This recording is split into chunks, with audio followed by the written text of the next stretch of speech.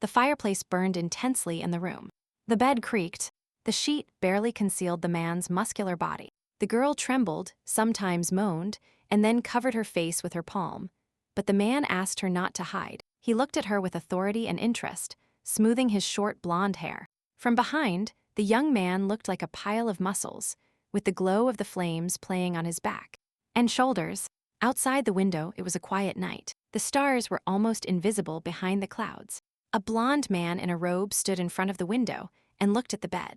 The blue-eyed girl turned over in bed and rubbed her sleepy face a little. The man was glad he waited for her to wake up, because now he wants to hear the answer to his question. The girl got lost in memories, realizing she had been too lucky lately. The villagers were filled with energy upon learning that the provincial lord would visit them. Like yesterday, the heroine again had a lot of work to do, for example, minding the shop. It seems that if she works hard, she will be able to have a good life. That is why she was glad to move to this place, where it is cold all year round. Suddenly, among the crowd, she saw Aunt Helda with her 3 children, whom she immediately recognized as Finn and Luca, and the children greeted their mother.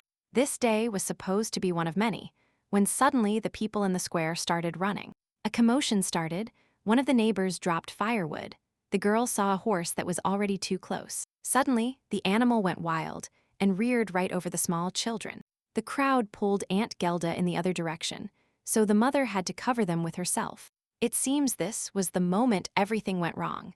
A man in armor suddenly appeared near the girl, stabbing the horse with a sword. He was a tall, blonde young man. His face looked aristocratic, even when stained with blood. The girl bowed to thank him for saving her, and also said she would return his kindness. The man smiled. He did not consider the death of his beloved horse to be kindness, so he ordered the stranger to bring the children's father to pay for the horse.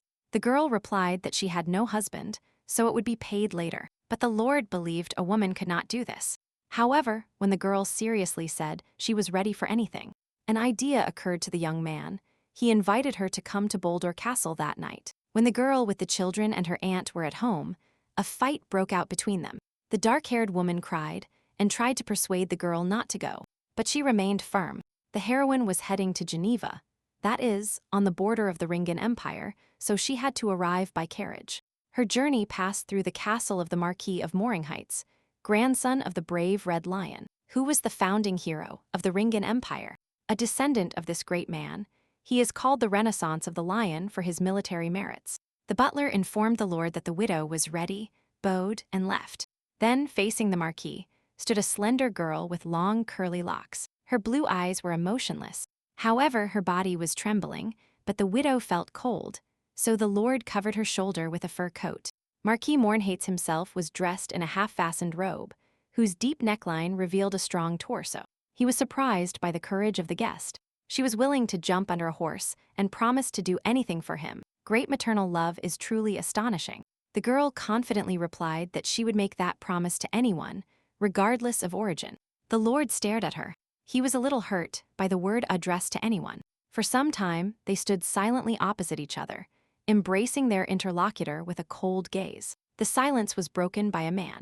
He reminded her that the guest should know what to do when entering a man's room in such attire. He even suggested she leave if she was scared, but the girl resolutely took off the fur coat.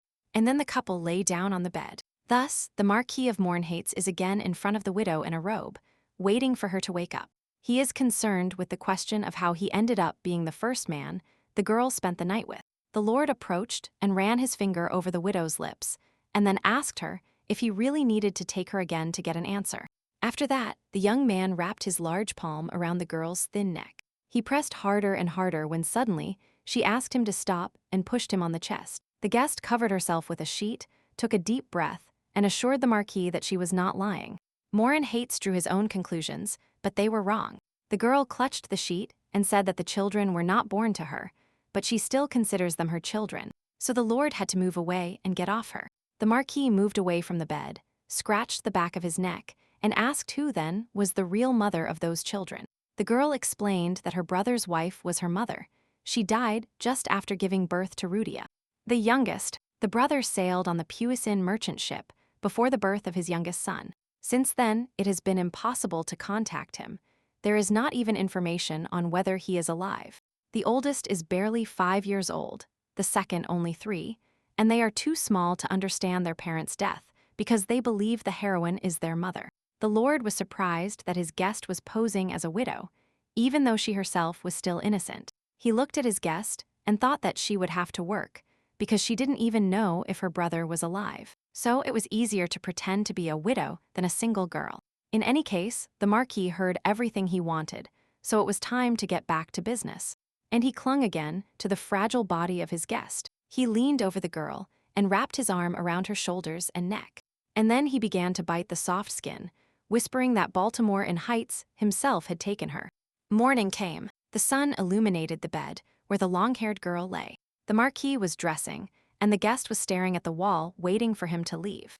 However, when he addressed her by name, Claire, she stood up. She apologized for disturbing her master's rest and asked permission to leave immediately. She did not look in his direction when he said that the guest and her family should remain in the Voldor Castle until the snow melts on Mount Altas next year. The Marquis decided that this was the price the girl had to pay, the heroine's heart. She sank as she realized this would not end in one night. Morn Heights left the room and reasoned that paying for the death of his beloved horse with her body was quite fair for Geneva. He was also captivated by the rebellion that Claire carefully hides under the guise of her mission. He experienced such pleasure only on the battlefield, so he couldn't believe he felt this in the bed of a simple widow. It was even absurd. Outside, towards beautiful sunny weather, Finn and Luca were playing and having fun. At that moment, Aunt Yelda was busy with housework and was angry with Claire. The girl decided it was time to remove the heating pad from her stomach, but her aunt immediately stopped the attempt. The woman was very worried about Claire, because at night there was such a big bear with her, and the girl herself seemed calm, and even thought that living in the castle would be better than here. Moreover, she doesn't even remember her mother's voice, so only thanks to her aunt does she know how to be a good mother. Yelda was moved, but Claire's next vulgar sentence irritated her again and... Meanwhile, someone knocked on the door. The girl got up to open the door and was very surprised to see the general of the Tevet knighthood as a guest. Julian Crumb, by order of the Marquis of Morn Heights, arrived to escort Lady Claire to the castle, and immediately murmuring started among the crowd. So the girl went in a carriage and looked out the window emotionlessly. She was just trying to convince herself that everything would be fine. The children were happy to go on a trip and move in general, but Aunt Gelda cursed and asked not to run. Claire squinted and looked at the majestic castle bathed in sunlight. At that moment, the Marquis was sitting in his office with documents and a special guest. Schweiven put his hand to his heart and severely greeted his master. He came because he heard that the Marquis had taken a woman to the heir's tower. Schweiven reminded the master that after the death of his mother, Lady Oberda, this place had no owner. Perhaps in this case, it would be better to first find someone for this position. But the Marquis explained that few women could meet the Count's requirements. And besides, the Emperor works day and night to get an heir. But Schweiven was sure that he was not the only one who wanted the master to become the ruler of this empire. About 20 years ago, when the first emperor died, the political arena was divided into 3 factions. The capital is Halpin, where Emperor Kilberich resides, and the Duchy of Puisin is ruled by his brother, Archduke Edwin, in addition to the Marquisate of Geneva ruled by Ringen's friend, Neuburg-Morden Heights. According to Schweiven, the current emperor and archduke are incapable of ruling the empire. They even dismissed their younger sister because they felt she was a threat.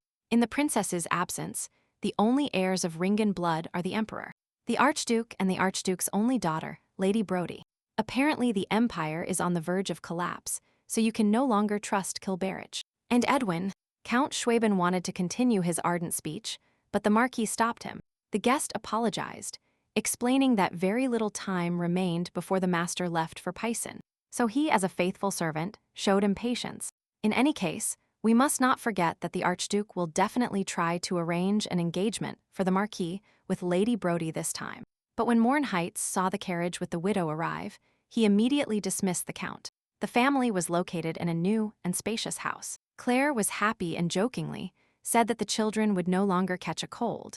The general of the knighthood explained that the girl's family would live here, and that the lady herself would go to the tower. He also reported that the Marquis was already waiting, which surprised her aunt. But Claire calmed her down. She also ordered Finn and Luke to wash up and go to bed before their mother returned. And if someone stays up late, They have to eat 2 bowls of spinach soup. Claire was a little annoyed, because the tower was quite far from the annex to escape. It would be more difficult than she thought. The door opened with a creak, and the girl entered a large, dark room. The Marquis was already waiting for her here. He was standing silently in his fur coat. There was a sword nearby, so the atmosphere around the Lord was still terrifying. There are certainly rumors surrounding Mornhates, and many people call him the best swordsman in the Empire. However, for a man who made a name for himself in battles, he is quite handsome, although he also has a creepy side. He approached the girl, and she thanked him for the new home, and the Marquis took her hand. He put his arm around her waist and looked her straight in the eyes. Claire, once again, thanked the master for the security he provided, because he sent the Teutonic Order of Knights after her, warning everyone not to touch her. And thanks to the Marquis, she and the children can now be in the safest place in Geneva. This brought a smile to Mornhates's face, and he threw the girl onto the bed. Now Claire's debt has become larger, so she will have to work hard to pay it off. But the girl was embarrassed and blushing. She ran her hand over her thigh and pressed her face against the soft skin, waiting for the deserved payment. Morning came, and while sleeping, Claire enjoyed the softness of the bed. Suddenly, the same thought frightened her. She jumped up and realized how much her body ached. On the other hand, this is not surprising. The Marquis continued yesterday until he lost consciousness. A knock was heard on the door, and a dark-haired young man named Jake entered the room. He is the butler of the Volder Castle. As long as Claire remains in the tower, she can turn to him if she needs anything. The girl asked if her work started today. For example, she could start sewing and tanning leather immediately without training. She also intends to work hard at any task. However, she is useless in the kitchen, so she would be grateful if she were assigned laundry. The butler explained to the guest that as long as she served the master, no one would allow her to do such hard work. Claire smiled at this sentence. What she had been doing for the last 2 days could hardly be called serving the master. Jake also said that the lady could go for a walk, but she was not allowed to invite anyone to the tower. The girl was surprised by this attitude, so she decided to behave like a hostess, sending the butler to rest. The door clicked, the servant disappeared, and Claire collapsed on the bed, sighing deeply. It had been too long since she had her own bed. On the other hand, she seems to have earned that luxury by putting up with such a rude man. It's a fair deal, although she still feels uncomfortable. Claire remembered her brother and how he called her cold-blooded. It seemed to be true. In any case, since such a happy opportunity has arisen, it is necessary to take full advantage of it and sleep well at night and then spend time with the children. Jake came out of the tower onto the street and was surprised by the Marquis's behavior, because yesterday he went to the village on business with supplies and returned covered in blood. The Order's knights then spoke with admiration of the beautiful widow who boldly threw herself under the horse. Red-haired Max did not stop talking and irritated the Marquis with empty chatter. Then the Lord ordered his friend to shut up and bring him that woman. At first the knight did not even understand what he was talking about, while Bolt ordered that, upon the guest's arrival, Jake accompany her to the Marquis's room. As a result, Bolt not only brought the woman to the castle, but also installed her in the heir's tower. And there is also something extraordinary about this woman. Despite the situation, she is too calm and, although a commoner, she is surprisingly elegant. Jake even thought it was time for a change in the Marquis's life. But from that day on, he never visited the tower. And at that moment, Claire was asking for work in the castle. She explained that it seemed the Lord had forgotten about her anyway, and that she needed to settle the debt with the Marquis because she hadn't done anything for 10 days. Claire explained that in bed, she was paying for the lives of her children, and since he no longer visited her, it was time to pay in another way. The people of Geneva believe that all debts must be paid. The Marquis is now helping his family and can kick them out before the family arrives. Jake tried to persuade the girl to stop until Max stopped him. He started joking again, while Lord Bolt himself sat on horseback next to him. A gloomy and serious knight sat on a horse, paying no attention to those around him. Jake asked the Marquis why they were wearing armor, but received an answer from Max, who explained that the guards had seen a bear on the mountain. Claire looked at the profile of the blonde man and realized that he was deliberately ignoring her. Max kept laughing and asked Jake what kind of woman was with him, but Bolt immediately kicked the horse and rushed forward. Claire ran after him, screaming and begging him to stop because she needed to say something. Jake grabbed the girl's hand and pulled her towards him so the horse wouldn't trample her. And Max noticed that the situation seemed painfully familiar. And then he remembered that it was the same widow, only now she looked much tidier. Morn Heights turned towards the girl and, looking at her with contempt, ordered her to return to the tower. The girl replied that she would return only if she was allowed to work in the castle. The Marquis, once again, coldly ordered her to return, and Claire continued to argue. Then the Lord turned to the butler and ordered him to show the ignorant woman what would happen if orders were disobeyed. And if Bolt sees the widow out of place again, Jake will lose his arm. After that, the Marquis rushed forward, and Max went to catch up with him. Jake wasn't too scared, but Claire felt hatred for this bastard. Later, the girl was rocking Rudia at the tea table, and the aunt was interested in the handsome butler and about permission to work. Unfortunately, Jake can do nothing without the Marquis, and the songs of praise in honor of the Lord turned out to be empty. Yelda was ruthless in her hatred of the nobles, so Claire had to be reminded that the children were nearby. The aunt did not stop and warned that disobedience to the Marquis could lead to it. Claire was in a good mood and joked about stocking up on a couple of silver plates so she could sell them if something happened. Helda continued swearing, and the girl again asked her to calm down for Rudia's sake. Meanwhile, on the mountain there was a battle with the bear with the thickest fur. He didn't care about the sword. They tried to strangle him with ropes, when suddenly more angry bears appeared nearby. At that moment, Lord Marquis Mornhates arrived at the scene. With a slight movement of his hand, he confronted the terrible animals. Now he needs to call many people to transport the corpses before sunset. Covered in blood, Bolt exhaled heavily, sheathed his sword, and asked Max to sort everything out here. Lately the knight has been disappearing after every hunt. Maybe it's the case that the blood stained the famous Ascaran sword. The Marquis's horse grazed peacefully near his clothes. Morn Heights himself was knee-deep in the river. It seems that here he could really rest, washing his face with clean, cold water. Perhaps he is better suited to stay on the border, on the battlefield, than follow in his father's footsteps and rule. The thirst for blood is eternal. At this rate, Bolt feels he will simply go mad. And to quench your thirst, you must engage in a battle on the battlefield or somewhere else. The Marquis suddenly remembered how Jake grabbed Claire's hand when she tried to run after the horse. The Lord smiled, thinking of Claire. She had only been alone for a couple of days, and was already showing how much she missed a man in her bed. Well, since she desperately wants to be in bed with the Marquis again, he will visit her once more. In any case, it costs him nothing to embrace a woman who means nothing to him. While the children played in the yard, Rudia had lunch, with which Claire was helped by Aunt Gelda. The girl just had the opportunity to relieve the eternally tired woman and, moreover, the servants allowed her to participate in milking the cows this morning. Gelda replied that this opportunity arose only thanks to the details about the lady's life. The peasants' questions ranged from the death of a husband to gaining and losing the favor of a marquis. Despite the bad language, Claire was happy that there were people here who were kind to Finn and Luca, and that they could play with children their age. The aunt indignantly asked why the girl disappeared immediately after leaving for the tower, if she cared so much about the children. Moreover, Helda was interested in how her niece spent her days there. Claire thought about it and replied that she does practically nothing. She only dusts everywhere, lights the fireplaces on all floors every day. She ventilates the room and shakes the blankets. Now she is exploring the floors, so she managed to find a huge library. The aunt immediately got indignant because it turned out that Claire had been busy all this time.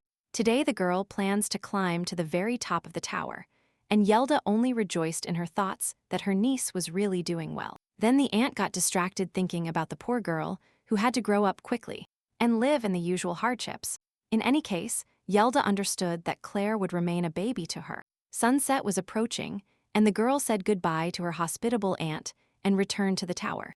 Yelda tried to persuade her to stay, because the Marquis never returned after that day. But Claire did not want to give her a reason to reproach her. Besides, she saw him today, so maybe this meeting will remind him to visit his guest tonight. Claire walked to the tower and thought about her position, because of which the people in the castle do not speak to her. A woman who serves her master, a woman who gave her body to a man with power. But she doesn't care about this gossip. Claire and her family will leave this place with the start of spring in any case. You just need to endure until that moment. These are the thoughts that occupied the girl's head until she saw something beautiful. The orange sun softly disappears between the snowy mountains. I wonder how this beauty will look from the top of the tower. This question made the girl run faster up the stairs. For some reason, it reminds her of a moment from a book she loved when she was young. like a man with golden white hair and a red-haired girl met under the same sunset sky.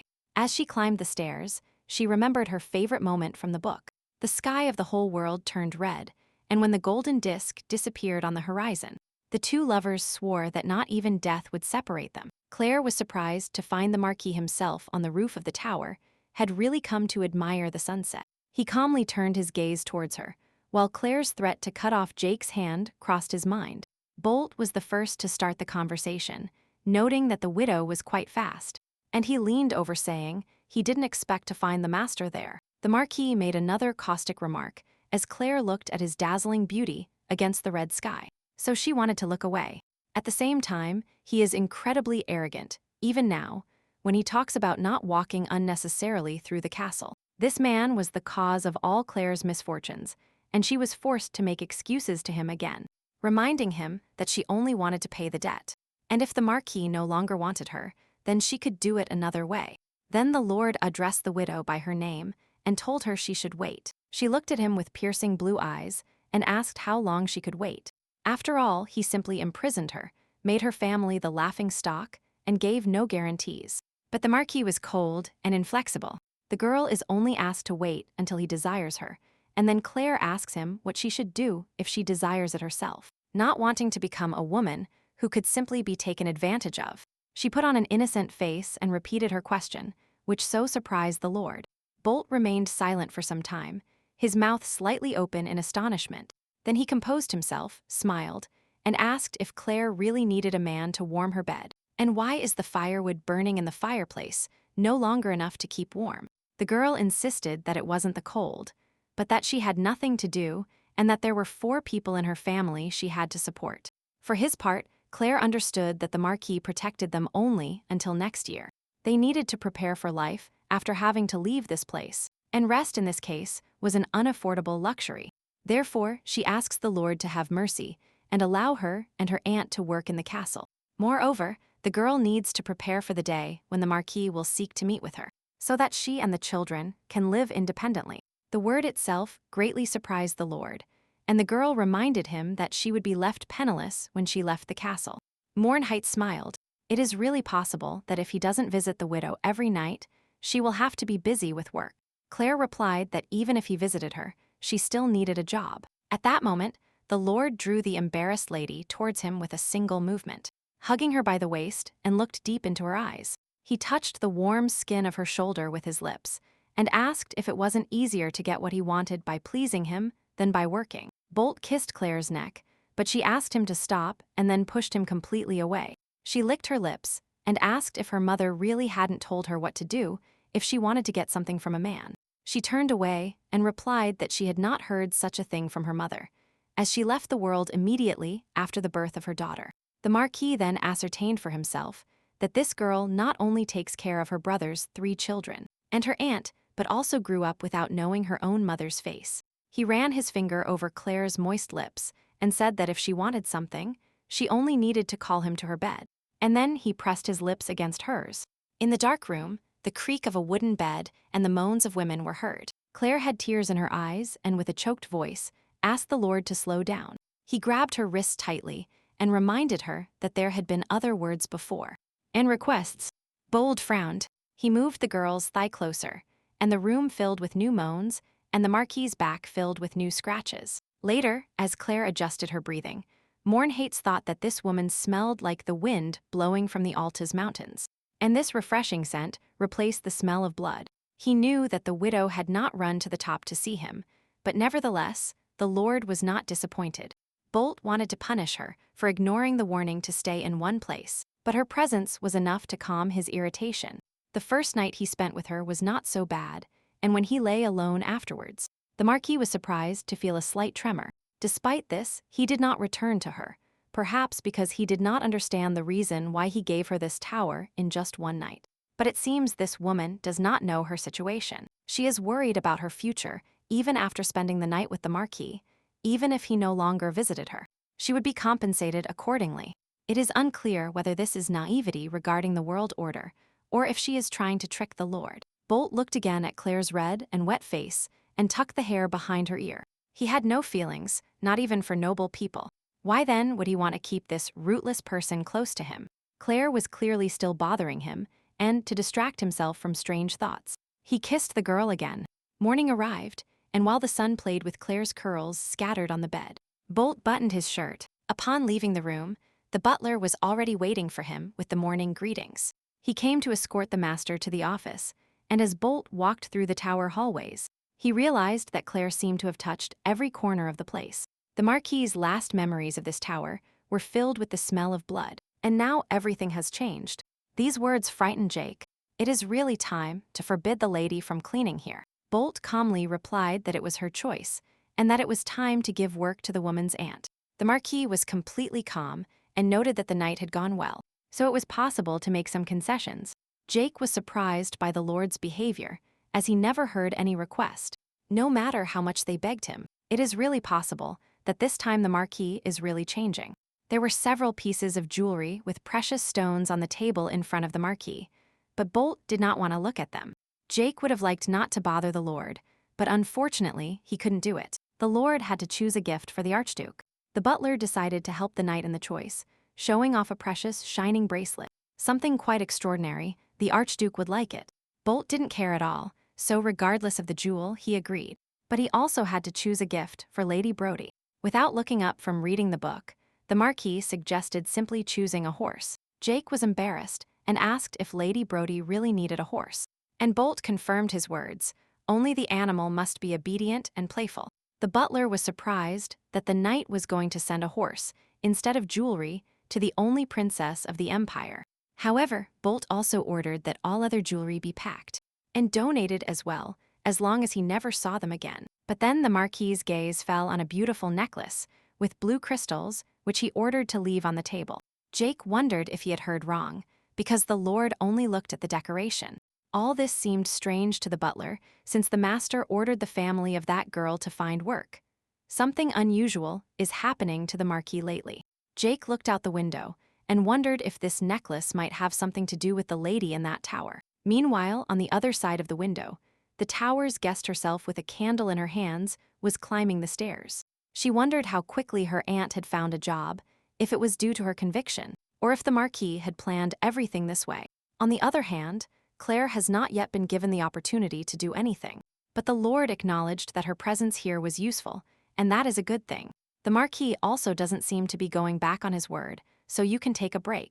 The girl entered the library on the 3rd floor, comfortably flooded by candlelight. She placed the lamp on the table and chose a book after it started to ventilate. The pages no longer smelled musty. Claire decided to spend the rest of the afternoon reading a history book. The founder of the Ringen Empire was Nicholas Ringen.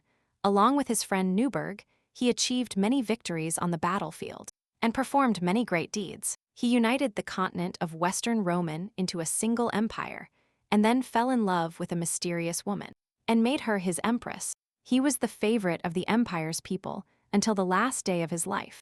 At that moment, bold Mornhades and Julian Crome, dressed in armor, were walking through the forest. The Marquis stopped and looked towards the tower window, in which a light was burning, and the knight was surprised that the knight was looking there again. Bold smiled and noticed the excessive observation of the general of the knighthood. Julian explained that it was his duty, and moreover, he wanted to accompany the knight to Puisin. The general had his own scores to settle with a man he wanted to tear to pieces, and this very man lives healthy in Langtau Castle, right in Puisin.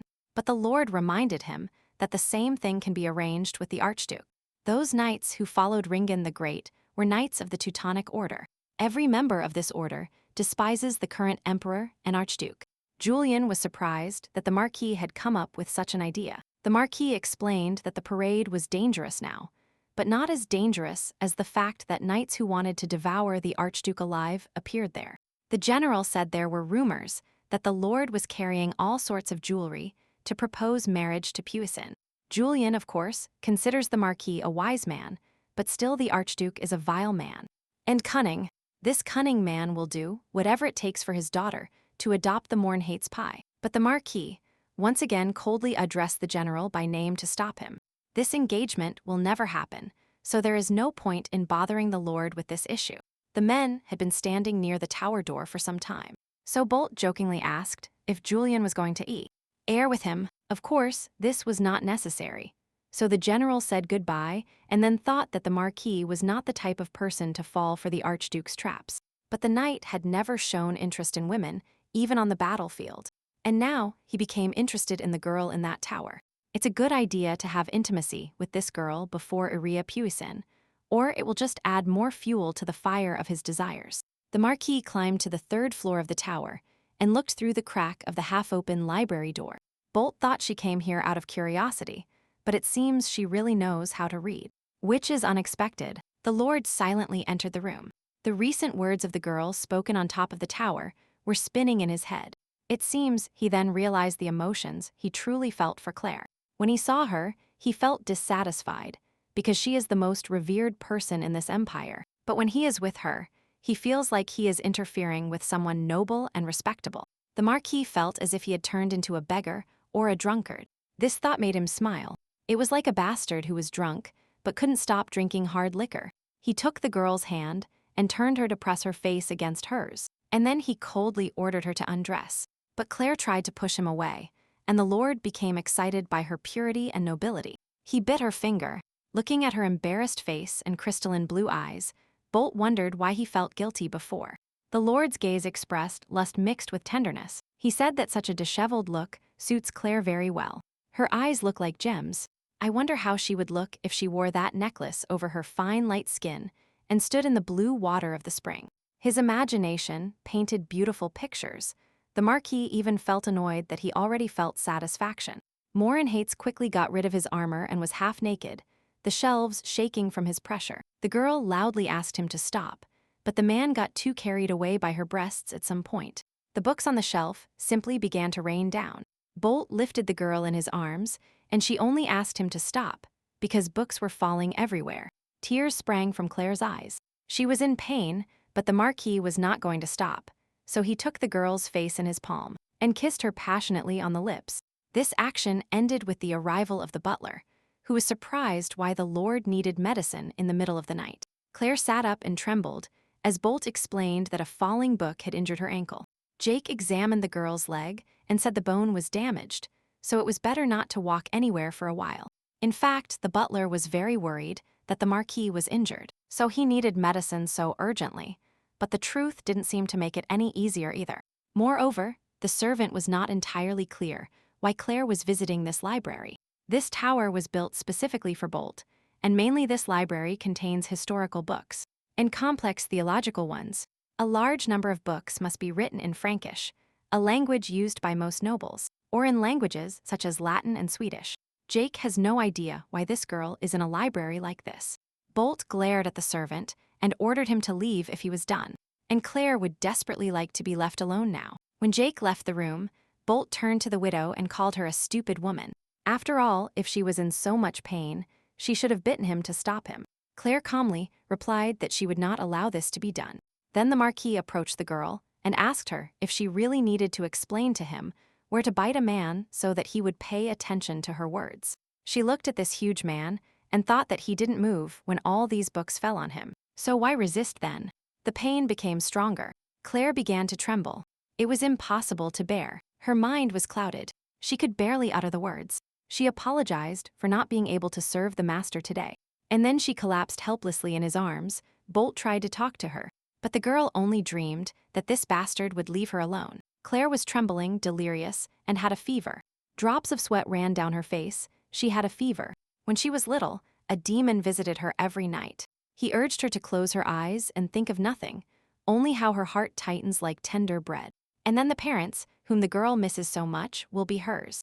Little Claire sat alone in a cold room, and no one came to see her. She prayed desperately for the sun to come out and stop the demon's whispers. And now it's happening again.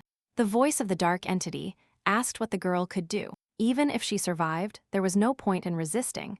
She just had to give up life. What Claire wanted most now was for the demon to leave her alone. Bolt stroked the girl's wet head, calmly convincing her that everything would be fine. While sleeping, she felt his warm hand. The Marquis looked at Claire's red face. Her body was burning, and from time to time, loud gasps of choked breathing were heard in the room. He lifted the fragile body and noticed that the girl was sweating. His gaze filled with sympathy for the defenseless lady. Lord remembered how Claire said she couldn't serve him in this condition.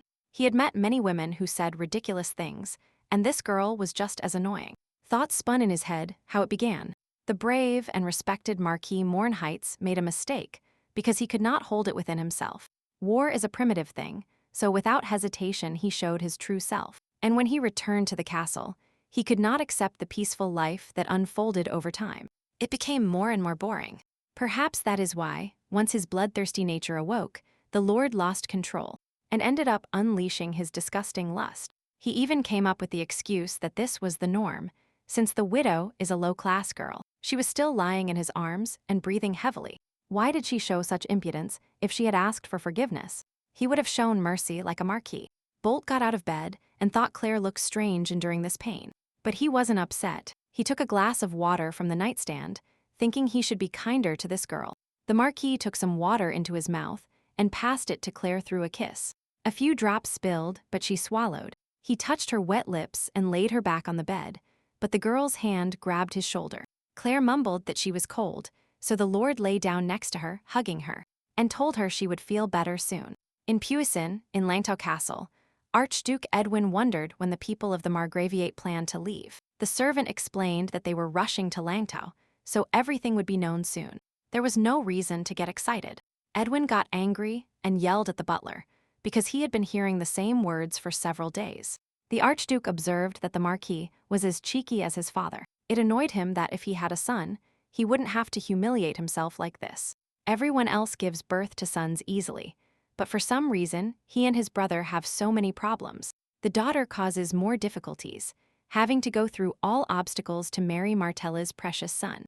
The servant pointed out that if His Highness accepts Newburgh's grandson as a son-in-law, he will rule not only this empire, but also Esbjergen and other neighboring kingdoms. Edwin thought this problem could have been avoided if Bolt had not been given such an important title. His father was kind to everyone during his life, except his children and their mother. Now the Archduke is interested in knowing if Bolt is really dating a girl. According to rumors, the Marquis took a common widow, so there should be no problems with Brody's marriage. As long as they can have a child, Edwin is confident that Brody will be able to seduce Bolt herself. After all, his daughter is known as the greatest beauty in the empire. Raindrops hit the walls of the heir's tower. The sky was gloomy and dark. The smell of rain-soaked wood is so refreshing that Claire so much wanted to enjoy this air a little longer. But suddenly, the gray-haired woman called her. The girl was still not allowed out into the cold. It was Mrs. Rabia. She was appointed by the Marquis to take care of the widow. And the old woman indeed did so. A couple of days ago, Claire had a conversation with the Marquis. He gave the butler a 2-week deadline so that the lady could walk again. He accepted no reservations or objections, so Jake could only agree, although it was difficult to imagine how such an injury could heal in less than a month. Moreover, it would be difficult for Lady Claire to be alone during this time. Then the Lord ordered Mrs. Rabia to be called. It turns out she was the Marquis's nanny in childhood. She always complained and was surprised that the Lord called such an old nanny, and also that the girl serving the Lord was such a baby. The nanny fed Claire in bed and even tried to help her bathe. Thanks to her, the widow began to live like a noble lady. But unfortunately, she also had to listen to reproaches about her thinness. The old woman's persistence reminded Claire of Aunt Helda, which is why she probably didn't feel any annoyance. Yes, Claire hadn't seen her aunt for a long time, so she decided to ask if Mrs. Rabia had seen the children when she passed by. The nanny complained again and cursed the girl for her impatience because she should have eaten first.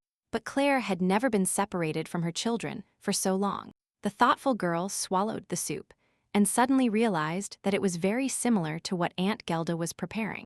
And Mrs. Rabia confirmed her conjectures because she got this gift from her aunt. The nanny also noticed the aunt's good skills in cooking, sewing, and washing. It is unclear how such a thin person managed to work until now. Out of impatience, Claire shouted a question about the children, and Mrs. Rabia said that they were also doing well. Apparently, Finn goes to the mountain to look for firewood with the other children, and the cook rewards him with a cake. Claire's face lit up with a smile. But the nanny's question, about why she intended to be the mother of other people's children, struck her like a blow to the head. Her hands were sweating, her cheeks were flushed. How could Mrs. Rabia know? Although according to the butler, in the past, this woman was the only person who could give orders to the Marquis. The old woman works for the Marquis and probably reports everything Claire tells her. Morn Heights not only locked her in this prison without bars, but also assigned someone to watch her. Perhaps the Marquis is more obsessed with the widow than he initially thought. At that moment, Bolt himself was sitting in his office in the presence of his entourage, and reported that the merchant ship from Puissant was attacked again by pirates. He stood up, pushed his chair back, and ordered someone to be secretly sent to the Jurassic Sea. The person leading the pirates must undoubtedly be quite capable, so you must find out how their powers work. The Lord approached the window and thought that such a leader had appeared so suddenly. One of the advisors overheard that the Marquis was even going to exclude the Teutonic Knights from the campaign, and that then the only assistant would be his second son, Max, which causes concern. Even a lion would find it difficult to survive in a cave full of poisonous snakes. Geneva's only weakness is that most of her vassals are knights. Although a university is being built to solve this problem, the situation is unstable because Baron Keenitz, responsible for the project, is not well. If the Baron falls, his younger brother Jake will have to take care of everything so that he cannot be sent to spy on the pirates. I wonder what the Marquis is thinking, who has been silently looking at the tower through the window for a long time.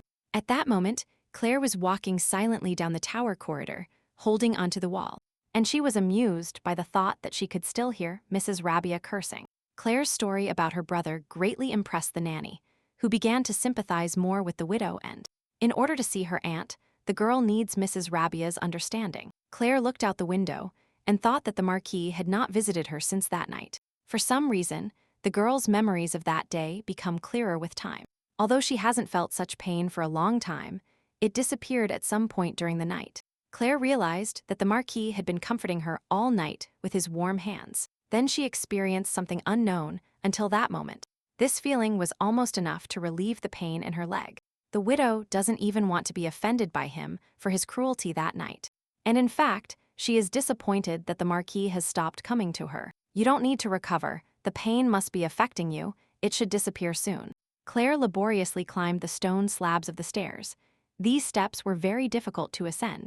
But still, she couldn't leave the books, especially when she felt as confused as she did now. It's incredible that she had such feelings for the man who hurt her ankle. When suddenly, a hand appeared from nowhere. It pulled Claire towards it, and the girl found herself in Morn Height's arms. The widow was surprised, and the man noticed that she had gained weight. These words impressed her even more after several days of absence. So they found themselves in a comfortable and bright room where Claire was heading. She looked with fascination at the clean and tidy library. Everything shone. Bolt surprised the girl even more when he handed her a history book that she had read before. He really remembered that. The lady opened the book, and the Marquis suddenly asked who had taught her to read, from which Claire realized that the Lord had not helped her get here out of the kindness of his heart. I had to tell you that I learned to read on my own. When she was a child, Claire cleaned the library of someone she served, and naturally, writing became familiar to her. But Bolt was not naturally stupid. He did not believe that a simple maid learned Latin just by visiting the library, and I wondered if this girl was arrogant or stupid. She climbed the stairs, despite her ankle injury, just to read a history book.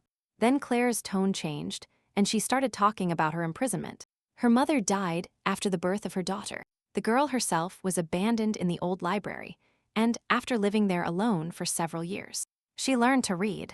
Then the Marquis asked Claire why her mother died. The girl replied that the woman was trying to escape the man who was threatening her. He was the son of the master she served, so she threw herself into the Krea River. Bolt was surprised to hear this tragic story, but what surprised him the most was that the girl did not shed a single tear and remained extremely calm.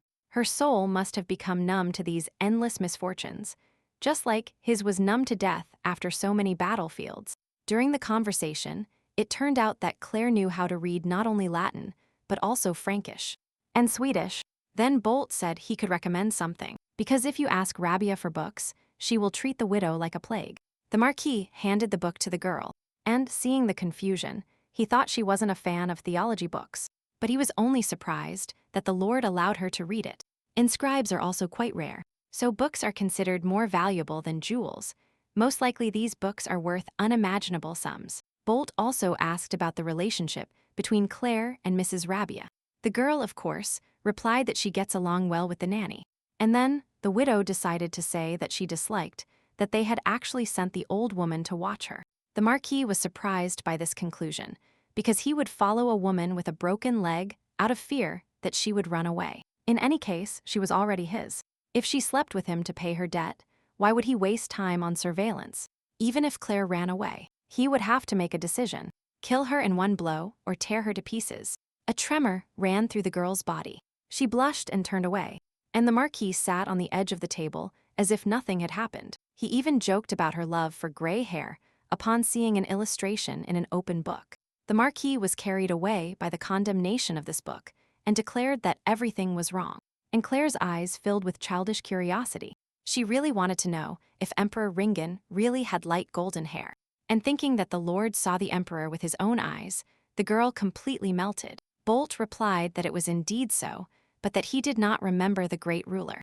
But his portrait hangs in the hallway, and seeing Claire's interest, he grabbed her by the waist and suggested that she beg him to see the portrait in person. Let her say that she will do anything, and then he will take her there, let her burn, and get what she wants. After all, it's easier to read in Latin, and he kissed her passionately. It was a sunny day. Deer were grazing on the edge of the forest, when suddenly an arrow flew almost silently into the side of the animal.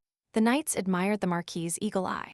Julian said that Jack had found an excellent white horse as a gift for the Archduke, and that one of the young men was willing to train the mare. Bolt joked about teaching him how to leave a cowgirl. Julian is still obsessed with AIR. To Lanthe Castle. This, of course, makes sense, as the Archduke is the main enemy of the Teutonic Knights. The Teutonic Knights, as a mercenary campaign, began to serve the first emperor after receiving the order. And in those days, the emperor's only condition was the obligation to serve only the direct heirs of the family. And all this in order to protect the concubine's fetus. Be that as it may, after the emperor's death, Kilbarich took the throne from his newborn sister, and he made his mother empress, demanding obedience from the knights of the Teutonic Order. The Teutonic Knights refused to serve him and left the palace, causing the current ruling family to declare them traitors and bend them to their will. After the Archduke poisoned the Order's general, a war almost broke out, but the wise father Martel Mornhates hired the knights for his service, and the conflict was temporarily silenced. Bolt knows exactly what Julian will do to the Archduke, so why even think about taking the knights with him or not? Here Max let go of the horses, reporting that Baron Kinnett seemed to have passed away 2 days ago. A messenger from Saltz had just arrived, heading to meet Jake. Another arrow struck the stained victim. Bolt looked at Julian and said that everything here remains with him. On the way, it turned out that the Baron fell from his horse because he was hiding his illness. Bolt had no idea that Max was so attached to the deceased Kinnetts, but he justified it by saying that now he was the only newcomer without a title. And that, moreover, the presence of this family in Geneva is certainly important, although perhaps the master will return Baron Kinnetts to Salz, or there is the option to keep him with you, as Sir Martel did. But all this talk irritated Bolt. A delegation was already standing near the castle gates, and Max, upon seeing his father, decided to quickly leave in another direction. The servant greeted the master and asked if the Marquis had learned about the terrible tragedy. Salz and Boldor now need Jake, and there are still not enough scribes. All this is very untimely. Bold first asked where Jake was now. They told him that the butler was in the heir's tower, which saddened the Marquis. Meanwhile, Jake sat at the widow's feet and bandaged her ankle. She said her leg didn't hurt if she didn't step on it, and addressed her doctor with the title of Baron. He replied indifferently that there was no document of inheritance, so he was still the head butler. So there was no point in worrying. But the girl still felt uncomfortable, and moreover, Jake would probably move to Salz. But the butler replied that after his brother's funeral, he would return here. Because this job was his destiny. This life was determined for him from the moment he was born as the second son of the Kinnetts family. Jake said he wouldn't have to use the splint anymore, but Claire was more interested in what he was going to do next. This sudden question made the newly appointed Baron nervous. The widow repeated the question whether Jake was free to choose without the Marquis's permission. Would he want to stay in Voldor? The butler left and reflected on this strange thought. Making a decision without the Marquis's permission had never occurred to him. His family had served the Mornheit for generations. His brother would become the next Baron Kunitz, and he himself was the chief butler for that they were raised. This has always been perceived as a decree of fate that cannot be escaped. Although in his youth Jake found it difficult to accept the predetermination of his destiny. After serving the Marquis for some time, He stopped thinking about it. This gaze, this question about what he was going to do, haunted Kanitz. Making a choice without the Marquis's permission is even amusing. Jake knocked on the door and entered the Lord's office, who said he had just spoken with Count Schweven about him. He conveyed his condolences to the butler, and Bolt asked him if the Baron had found an owner for his lands. But Jake replied that he would do it after his brother's funeral. He assured the Marquis that he had nothing to worry about. Kanitz Jr. would make sure that this situation did not affect the campaign towards Langthew. The Count pointed out that he had requested 30 scribes from the monastery. This number should be enough to prepare books for the university. Bolt got up from the table, placed his hand on Baron Knitz's shoulder, and wished him good luck on his trip to Saul's, while Jake thought that he would always follow the Marquis anyway. Later in the library, Mornhate sat next to Claire, who was reading, and they looked at each other. The girl decided to ask if the butler would stay in Voldor. This question amused Bolt, and he took the book away from the widow. She got indignant and said that it was Mrs. Rabia's question. She wanted to understand the Marquis's wishes. The Lord replied that the decision did not depend on him, but on Jake. And if the Marquis does not like this decision, he himself will not allow it. Claire wondered if Bolt would stand firm even if Jake begged him. The Marquis thought for a moment, and then a smile appeared on his face. He took a strand of the girl's hair and told her that maybe he would try to take pity on him. She turned around, and the Lord sarcastically remarked that she simply didn't have enough talent, not even willpower, but that it was worth a try at least for his care. Claire remembered that the Marquis carried her in his arms to the library every night, so the nanny stopped treating her like she had the plague. Then the girl said that she would pay everything back when she recovered a little. A little irritated, she confirmed that she would work twice as hard once her leg was fully recovered. These words surprised the Marquis. He looked closely at Claire. She said she would serve the Lord when and where he wanted, as long as he waited for her leg to recover. Bolt reproached her for the inappropriateness of such words, but the girl became even more embarrassed because she said all this out of desperation. This interested the Marquis. He lifted Claire's chin and looked into her eyes to find out what she wanted so badly to hang herself with jewels. Claire pushed away his large hand and replied that she only wanted to see her family. But the Marquis was already fed up with talking about this damned family. It's really not enough that, standing, she sees children who, by the way, aren't even hers. He was annoyed by the woman's stupidity, but Claire insisted. If he allows her to leave the tower, she will see the children and return soon. The Marquis said that he wasn't stopping her anyway, but Claire asked for a horse and carriage. Bold smiled. This was already too much impudence. So if the widow was so desperate, she could crawl there, and if not, then she really didn't want to. Claire was very stubborn, so she decided to follow the Marquis's advice.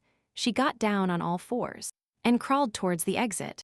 Bolt, naturally, did not count on such a trick, so he immediately lifted her off the ground and sat her on the table. He was overwhelmed with rage. It is really impossible to choose a simpler option than doing something so crazy. Why is she acting so stupid? But the girl objected, because she cannot even move on her own. What else should she do? The Marquis smiled and reminded her that he was still there, and that if she tried hard enough, she would let go of the carriage. She looked at him determinedly and asked him to take her like before. This was not enough for the Lord. He wanted Claire to make him shine, to make him want to create for her. And if she doesn't, even after her death, he will never let her go. They kissed passionately. Claire sometimes had to catch her breath. Ball hugged her and couldn't enjoy it to the end. It wasn't enough for him. He threw her onto the table and got rid of her clothes, even if someday it would break his heart. Then, after a while, Claire was visiting her aunt and she was dyeing the girl's hair. The widow was worried about having to finish quickly before the children woke up. But Gelda didn't want to rush. Moreover, she kept insulting that pervert who came up with the idea of breaking the poor girl's leg. Claire was worried that her aunt's shouts would wake the children, but they slept soundly, like groundhogs, and the woman was also interested to know if this damned Marquis had assigned a carriage to Claire. The girl looked away and, embarrassed, replied that when she woke up, the carriage was already parked near the tower. The thought crossed my mind that perhaps this was due to a successful night. Strange thoughts swirled in her head. She wrung out her hair with a towel, and she turned to her aunt. Claire seems to like the Marquis. Aunt Hilda was not surprised at all. Throughout her childhood, she called the girl the most beautiful girl in the world. The aunt is very kind. That's why she said those things to her thin niece, whom she found in the basement. Although she was disappointed to have left traces of her parents in that place, hand in hand with Aunt Yelda. Claire left that hell. The girl turned to her aunt and asked if she really looked like her mother. Yelda confirmed that her niece was just a copy of her sister, a striking resemblance. And above all, Claire's mother dissolved after meeting her father. The aunt patted the girl's head and asked her not to forget that she was the most precious treasure in the old woman's life. Moreover, Helda is sure that Claire will be even more beautiful than her mother. But the widow herself thought that she couldn't shine like that because she would most likely be absorbed by the Marquis. In the Lord's office, Count Schwaben asked if it was worth starting to sign trade agreements with neighboring duchies. But all of Bolt's thoughts were absorbed in the view from the window. He looked at the tower and thought that Claire should have returned by now. Her name echoed in his mind. He had been ashamed to say it out loud before, but now his heart leaps out of his chest every time he says it. The Marquis did not expect her to turn into anything more than just a girl in a tower. And now he enjoys her inexperienced body and even rewards her. How absurd. The Count remembered his presence and offered to negotiate peace in the south. But even here the Lord's thoughts were focused on her, because Claire catches a cold so often that it would be good to take her to the south. The Marquis had already said it out loud, so Schwaben had to ask again in the negotiations. They agreed on the condition that Geneva would use the port this winter. The conversation ended. The Count said goodbye and thought that the Marquis had somehow changed. Later, Count Schwaben went to the training ground to visit his son. He knew that Max would be able to answer the question of what kind of woman lives in that tower. The knight was indignant that his father, having an unmarried son, was interested in what Bolt had in his pants. But the Count reminded him that Max himself had chosen this path. The young man did not understand. If his father was so interested in that woman and the Marquis's attitude towards her, why not ask the knight himself? The Count reflected that he himself was making observations at first. The Lord did not seem interested, but lately he had been visiting her frequently. Therefore, Schwaben ordered his son to watch this woman and the Marquis. Max doubted the necessity of this event because this relationship would not last long. But his father thought otherwise. He saw that something had already changed. The Marquis's gaze stopped several times on the tower. And this had never happened before. The Count had already forgot about the existence of this woman. When did she manage to influence the Lord so much? It is necessary to carefully monitor whether she will help the Marquis or harm him. When night fell, the fireplace was burning on the third floor of the tower. Claire and Bolt were sitting on the sofa reading. The Marquis looked at the girl and decided to ask her why she was in such a good mood. She replied that the children were a little chubbier and continued reading. And the Lord was annoyed that she was talking about these brats again. He was worried that the widow herself looked thin and wasn't trying to dress up at all. Apparently, she didn't want to thank him. But I must admit that her flushed face was pleasant to look at. Bold leaned closer to the girl and kissed her. The book in her hands trembled, and her cheeks flushed even more. He noticed that Claire's hair smelled like grass. She really had been rolling around in the forest with a sore leg. He also asked if the widow needed anything else, because it was time to ask. Because he intended to take her away now. Claire said that they had just removed the splint, so she asked him to be careful with her leg. The Marquis covered the girl's body with kisses, and silent moans were heard in the room. Bolt got rid of his shirt, noticing a very strange smell on Claire's skin. They kissed for a long time, when suddenly the girl heard her name being called. She stood up, pushing the Marquis's giant body away from her. Her voice sounded very similar to Aunt Gelda's. They knocked on the door. It was Dylan, a Teutonic knight. He apologized, but still reported that there was a woman standing in the courtyard, because the older boy seemed to have disappeared in the forest. Beside herself with horror, Claire tried to approach the knight and find out the details. But her legs weakened, and she fell to the ground. The Marquis did not like the unnecessary noise. He began to lift the girl, but she desperately wanted to see her aunt. He explained that she would achieve nothing by doing this, but that Claire was going on a search. The Marquis asked not to anger them, and the girl did not want to be tied up, but she begged him. The widow believed that Finn was lost because of her. She left and he went to look for him. She had to stay with them, and now she could only beg and plead with the Marquis. After all, he likes to see her beg. Claire started to escape from the Marquis's hands, and he, indignant, threw her onto the sofa. Then the Lord took the handkerchief and tightly tied the widow's hands because her previous words were not an empty threat. Claire screamed and asked to be let go, because now was not the time to do all this. But the decisions here were made by the Marquis. She tried to break free, writhed desperately, and shouted insults after Bolt left. Morn Hates at the door looked at her and ordered her to be a good girl, if she wanted at least a chance to recover her son's body. The door closed, and Claire thought that the damned bastard was just a demon. She screamed, but no one heard her. Tears welled up in her eyes. The girl asked Jenna, the children's mother, for forgiveness for asking her to look after them. That day, Claire made a promise to keep these children safe, even if it meant risking her life. She cannot lose her family again, a worry similar to the helpless anticipation of death when she was a child. But now she has someone to protect. If anything happens to Finn, Claire promises to stick a knife in the Marquis's heart. Near the tower door, knights were restraining a woman who, straining, asked to see her niece. Bolt watched what was happening from the window. Dylan noticed that he did not expect this woman to overcome the thorn hedge. She crossed the thorn field from the house here. However, the Marquis is not surprised that it is Aunt Claire. Bolt stepped forward and asked the knight about the details of the child's disappearance. He was definitely not there at dawn. Most likely, he went to look for his mother at night. Now people are inspecting the territory.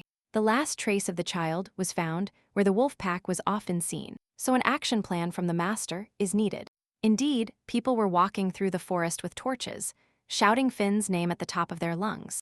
They whispered among themselves, because they didn't even know if the child would be alive or if several hours had already passed. Several decades ago, Bolt spent a long time in the tower, and to prevent strangers from passing through. His grandfather fenced it off with thorny bushes, the exit of which leads through the mountains, or the valley. The mountains are too steep for a 5-year-old child to climb, so the Marquis ordered them to move to the valley. If the child had reached this point, he would most likely be tired and frightened by the cries of wild animals and instinctively would want to hide. Bolt pushed aside the spruce branches and saw a small child whispering the word mommy. The Marquis looked at the bundle and remembered how Claire talked about the children's chubbiness.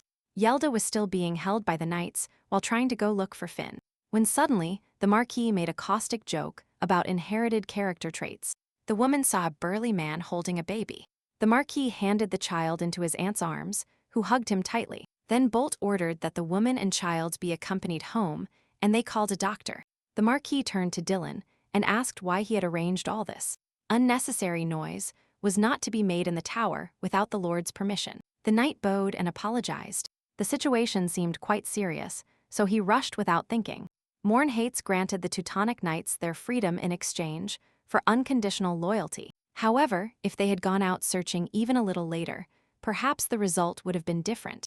Bold asked to take care of these matters himself from now on, and Dylan already understood that he would have trouble with the captain. But if the woman who every day looks towards the village, having lost her son, had broken to pieces, and if it weren't for the Marquis, the child would not have survived. Bold returned to the tower, and the sight that greeted him there pleased him. Claire sat silently, tied to the bed, but as soon as he entered, she urgently asked to be untied. In the girl's hand, there were red marks from an attempt to escape the Marquis.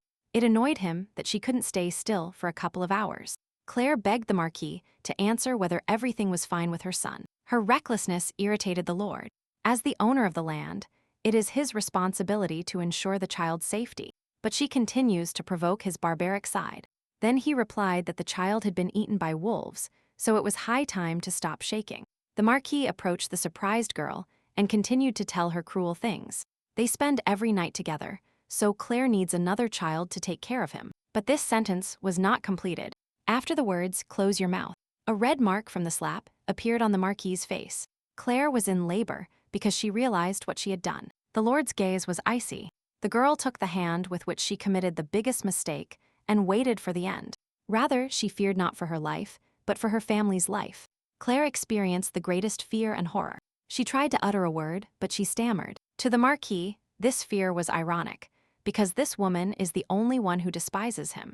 Bolt left the room and told the servant returning to the main castle that there was no need to prepare the horse. He wanted to walk. Mournhates killed a person for the first time when he was only 13 years old, after the death of an assassin from the Sphyrgian Empire who had infiltrated the tower. Bolt realized that he too was a killer who enjoyed watching the blood.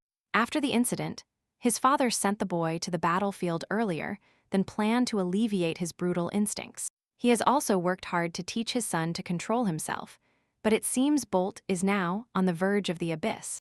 The Marquis ordered the tower to be vacated tomorrow, and for the woman to be taken care of so that she would not appear before his sight. Time passed. Work on the river was in full swing. Maids were washing clothes. Naturally, they gossiped. Today they were talking about the Marquis packing his bags yesterday, not because he was going on a trip. It is unclear if he was accompanied by an order of knights, but it seems the lord suddenly left to hunt. Perhaps this move was made to annoy the Archduke, because right now he is impatiently waiting for the Marquis. He wouldn't want the lord to become the Archduke's son-in-law. However, it is true that there is no suitable noble lady for the master right now. And generally, the Marquis is not particularly looking for encounters with women. He only accepted that woman in the tower. But then, the same former guest of the tower passed by the gossips, and the girls fell silent. They knew that Claire had been kicked out, and they also noticed her young age for motherhood. Someone thought the widow would last a long time yet, since she was gifted a tower. But apparently, the Marquis did not like her slender figure. Claire did not hear empty talk. She thought several days had already passed since that night. The lord had gone to work, and the girl had started working. The Marquis still supports his family, but he has to live with servants and quickly got used to the sidelong glances. While the master is away, the head maid ordered the cleaning of the third floor of the castle. All maids have a marked area to work in. Claire took on the cleaning of the hallway corners. Some people even feel sorry for her after hearing what happened to her. So kindly, with a bad leg, mopping the floors is the optimal job. Now that the daily workload has arrived, Claire has no time to worry. Finn had returned safe, which was all she needed, and it wasn't until she met Aunt Yelda that she knew who really saved the child. It is unclear why the Marquis told the widow those words. And if he is a great warrior of the Empire, why did he let himself be hit? After that slap, Claire thought she would die immediately. She must have looked pathetic at that moment, but now it doesn't matter, because she will never see this person again. She realized that she was lost in her thoughts again, so she began to convince herself that everything was for the best. And she also diligently scrubbed the floor until she found an impressive painting on the wall. Claire froze in astonishment. She knew exactly who the blonde man in the portrait was. Suddenly, another man found himself next to the girl, only this one was already real. It was Count Schwaben, and Claire immediately realized that, since this nobleman could move easily around the castle, it meant that he was part of the Marquis's inner circle. He was interested in what the maid was doing here, because maids were forbidden from entering here. And the girl bowed apologetically. The Count also noticed the bandage on Claire's leg and asked her to be careful. And she had already mustered the courage to ask a disturbing question. Her gaze focused on the painting, and Claire asked if the portrait depicted Emperor Ringen himself. It was true. The blonde young man in the fur coat is the first ruler of the empire. Claire now realized that he looked different here than in the drawing she had seen in the book. In general, this is logical, because no one will bother to write books intended for commoners. The Count wondered what kind of book the maid was referring to, and when he heard the title, The History of the Continent of Rachman, he was quite surprised. Moreover, Claire even allowed herself to talk about the fate of the overthrown and their moral qualities. Because they generally described the emperor as an ordinary boyfriend, the maid seemed very strange to the Count, especially when she escaped so as not to continue the topic of reading. The former Marquis Lord Newburgh liked to say that Emperor Ringen wanted to create a world where even commoners could read. Yes, it was a dream, but time passed alongside Martel. He left this world, and the imperial family was plunged into corruption.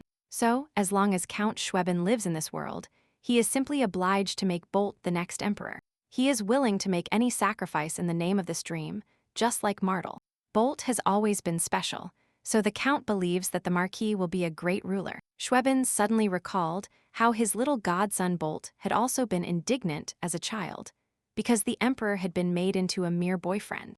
When night fell and all the maids went to sleep in their shared beds, Claire still couldn't sleep. She quietly crept out of the room with a shuffling step. Silence fell in the ownerless castle. The girl sat on the stairs and decided to take a nap here. To be honest, on days like this, she missed the time she spent in the tower, how she could read books in the library at night. This is so stupid. Claire dreamed so much about a family, because she couldn't imagine what it would be like to live completely alone. And now she misses the quiet life in the tower. Suddenly the door creaked. The girl saw the Marquis returning home. She bowed and apologized, mumbling something about the servants, but he walked past, completely ignoring the widow. Apparently, the lord really lost interest in her. It is unclear why his heart is so heavy then.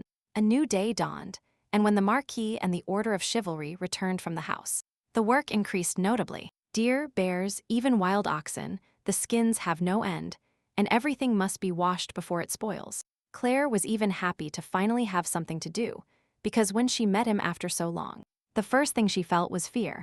On the one hand, she feared greatly for her life, and now the maid can only toil to forget. On the other hand, there was also that strange feeling, but no. My heart was probably about to jump out of my chest, just from wounded pride. Suddenly, an angry Aunt Yelda appeared out of nowhere. She was not happy that Claire was here again. The aunt asked not to go anywhere today.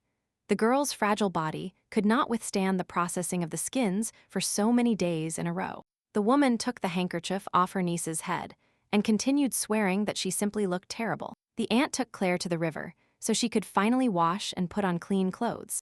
The girl was a little reluctant, but still sat on a large log and began to ask about the children. It turned out that the children were already playing somewhere, and Mrs. Rabilla was looking after Rudia. Yelda helped her niece wash, and Claire wondered if Mrs. Rabia was having trouble visiting the estate. After all, could terrible things happen if the Marquis found out about this? The aunt indeed became thoughtful. The nanny had been called to the palace, but the Marquis had not yet indicated the time when it would be time for her to leave. Egilda was sure that not even the most insensitive man would dare to intimidate the nanny, who raised him from the cradle. The girl remained in her nightgown and submerged herself in the water. The last trace left by the Marquis disappeared. She felt completely clean. The aunt really likes Claire's eye color. It reminds her of her sister's eyes, but the girl hates it because this blue color only caused trouble. By the way, they also had to flee Puisine because of these eyes. An evil knight constantly mocked her for the blue color, and one day in Din, quite tired of this, he beat him until he bled. Then they had to flee the knights and hide in Geneva. Perhaps she was also in the Marquisate because of her eyes. I remembered again the moment of their first meeting, when she promised to do whatever he wanted. Throughout her life, Claire has suffered much harassment from many oppressive men. How could she be so reckless? And yet, she kept secretly hoping that the Marquis, recognized as the unsurpassed warrior of the empire, would be different from other nobles. Indian said that the Margraves were the only heroes left in the empire. Due to her brother's constant exaggerations, the expectations were higher than the highest mountains. But perhaps she shouldn't constantly blame others. Now she would also get rid of the strange feeling that visited her last night. The aunt was worried about her niece's well-being and suddenly asked if she still considered her the most beautiful girl. Helda placed her hand on the girl's face and said she was lovely, the most dazzling girl in the world. A smile appeared on Claire's face. She bowed at her aunt's feet and asked her to repeat these wonderful words. The Marquis watched what was happening from the bushes, looking at the girl with regret. Max was also with him, with his ever-cheerful attitude. He asked why Bold suddenly stopped, and then he himself saw the maids having fun in the water. And they made a couple of dirty jokes. The Lord ordered the knight in a cold tone to close his eyes until he allowed them to open again. At that moment, the Archduke was tearing and throwing, hurling bottles against the wall, and shouting at his servants. He was indignant that, although accompanied by a naval fleet, pirates managed to besiege his ships. The frightened sailors suggested that the Archduke ask the Marquis for help, because he was already almost Edwin's son-in-law. But the Archduke started circling this idea. That is, to accuse the Marquis in general of failing his duties to protect the borders. So Edwin urgently wanted to see Bolt in Langt. The next night, Claire walked happily down the castle hallway, holding a bucket and a rag in her hands. The day before, the head cleaning woman was worried because she hadn't cleaned the third floor, and the girl volunteered to do it. Thanks to this job, the widow could once again contemplate the portrait. Her blue eyes filled with admiration when she saw the emperor again. But Claire was not the only one admiring the painting behind her. A descendant of the man in the portrait was peeking out from behind the curtain. He was glad to find a widow in this place. At first, he thought his peace was disturbed by a rat scurrying by. Then he began to think about how to punish this unfortunate maiden. At that moment, Claire stood in front of the portrait, spellbound, and even blushed a little out of shame. Bolt had no idea that this woman could smile so radiantly as expected. She liked men like the emperor. That's why she can't even take her eyes off him. She doesn't even notice that the Marquis is right behind her. The face of Emperor Ringen particularly angered the Lord today. Claire reached out towards the portrait to touch it, but realized in time that she could not touch such a thing. This amused the Lord, who received a slap from her. Bolt decided that the maid had been standing in front of the painting for too long. So he approached her and grabbed her shoulder, suggesting she step back a few paces to see the painting better. Claire did not expect to see the Marquis now, so fear once again shone in her eyes. To tell the truth, it was more unexpected to see her here and not the owner of the castle. Love in Heights was irritated by the admiration with which the girl looked at the man in the portrait, even though she couldn't even look at him. In fact, Bolt planned to visit Puisin after returning from a hunt. If he hadn't looked again at those eyes that shine brighter than the starry sky, he would have already crossed the border to Geneva. Claire dresses in ragged rags and works with other maids, but she still attracts the attention of the Marquis, who always seeks only this woman among the crowd with his eyes. The widow explained that she only came here to clean and did not want to appear suspicious. Bolt sarcastically noticed that he hadn't seen her with a rag in her hands. Claire apologized for interrupting the night's rest and promised to leave immediately, but he reminded her that she was not the one making the decisions. His words hurt the girl greatly. She felt even more useless, but the Marquis asked her to raise her head, inviting her to a place from where the portrait could be seen better. Bolt moved her and told her that she should enjoy the portrait in its entirety, since she had come. And he also asked about her ankle. The Marquis was absolutely calm, and Claire was absolutely disarmed. She replied that the ankle had fully recovered and no longer hurt. Bolt also noticed the girl's thinness, although he thought she would receive the necessary help. After all, this was the reason he sent Ravilla to the estate. Surely, at least the children's cheeks became rounder. Claire thought that the Marquis had forgotten her existence, so her soul became restless again. Timidly, she took him by the sleeve and thanked him. With complete sincerity, she thanked him for saving Finn. Bolt turned slightly embarrassed and replied that he wasn't saving anyone, but was simply passing by. But Claire said again, in a soft and calm voice, that she wanted to thank the knight. And the girl, blushing with shame, asked for forgiveness. The Marquis fell silent, so the widow decided to clarify that she meant a slap. She timidly continued saying that she was very angry, but still regretted what happened. Besides, she didn't know that Bolt saved Finn. The Lord decided to clarify whether she had told people that she had hit the Lord. Although no one would have believed her anyway, the Marquis asked to erase this episode from memory. As she did, Claire was still worried about this situation, so she decided to clarify that she had also been shown an injustice. The Marquis was surprised by the woman's behavior, as she usually answered his questions with monosyllables, and avoided eye contact. She continued babbling that if she had known he saved Finn, she would never have done it. Bolt approached the widow and noticed that she was apologizing as if she wanted to be forgiven, and returned to the tower. He whispered her name in her ear and bit the lady's warm neck. Claire pushed the Lord away and was indignant.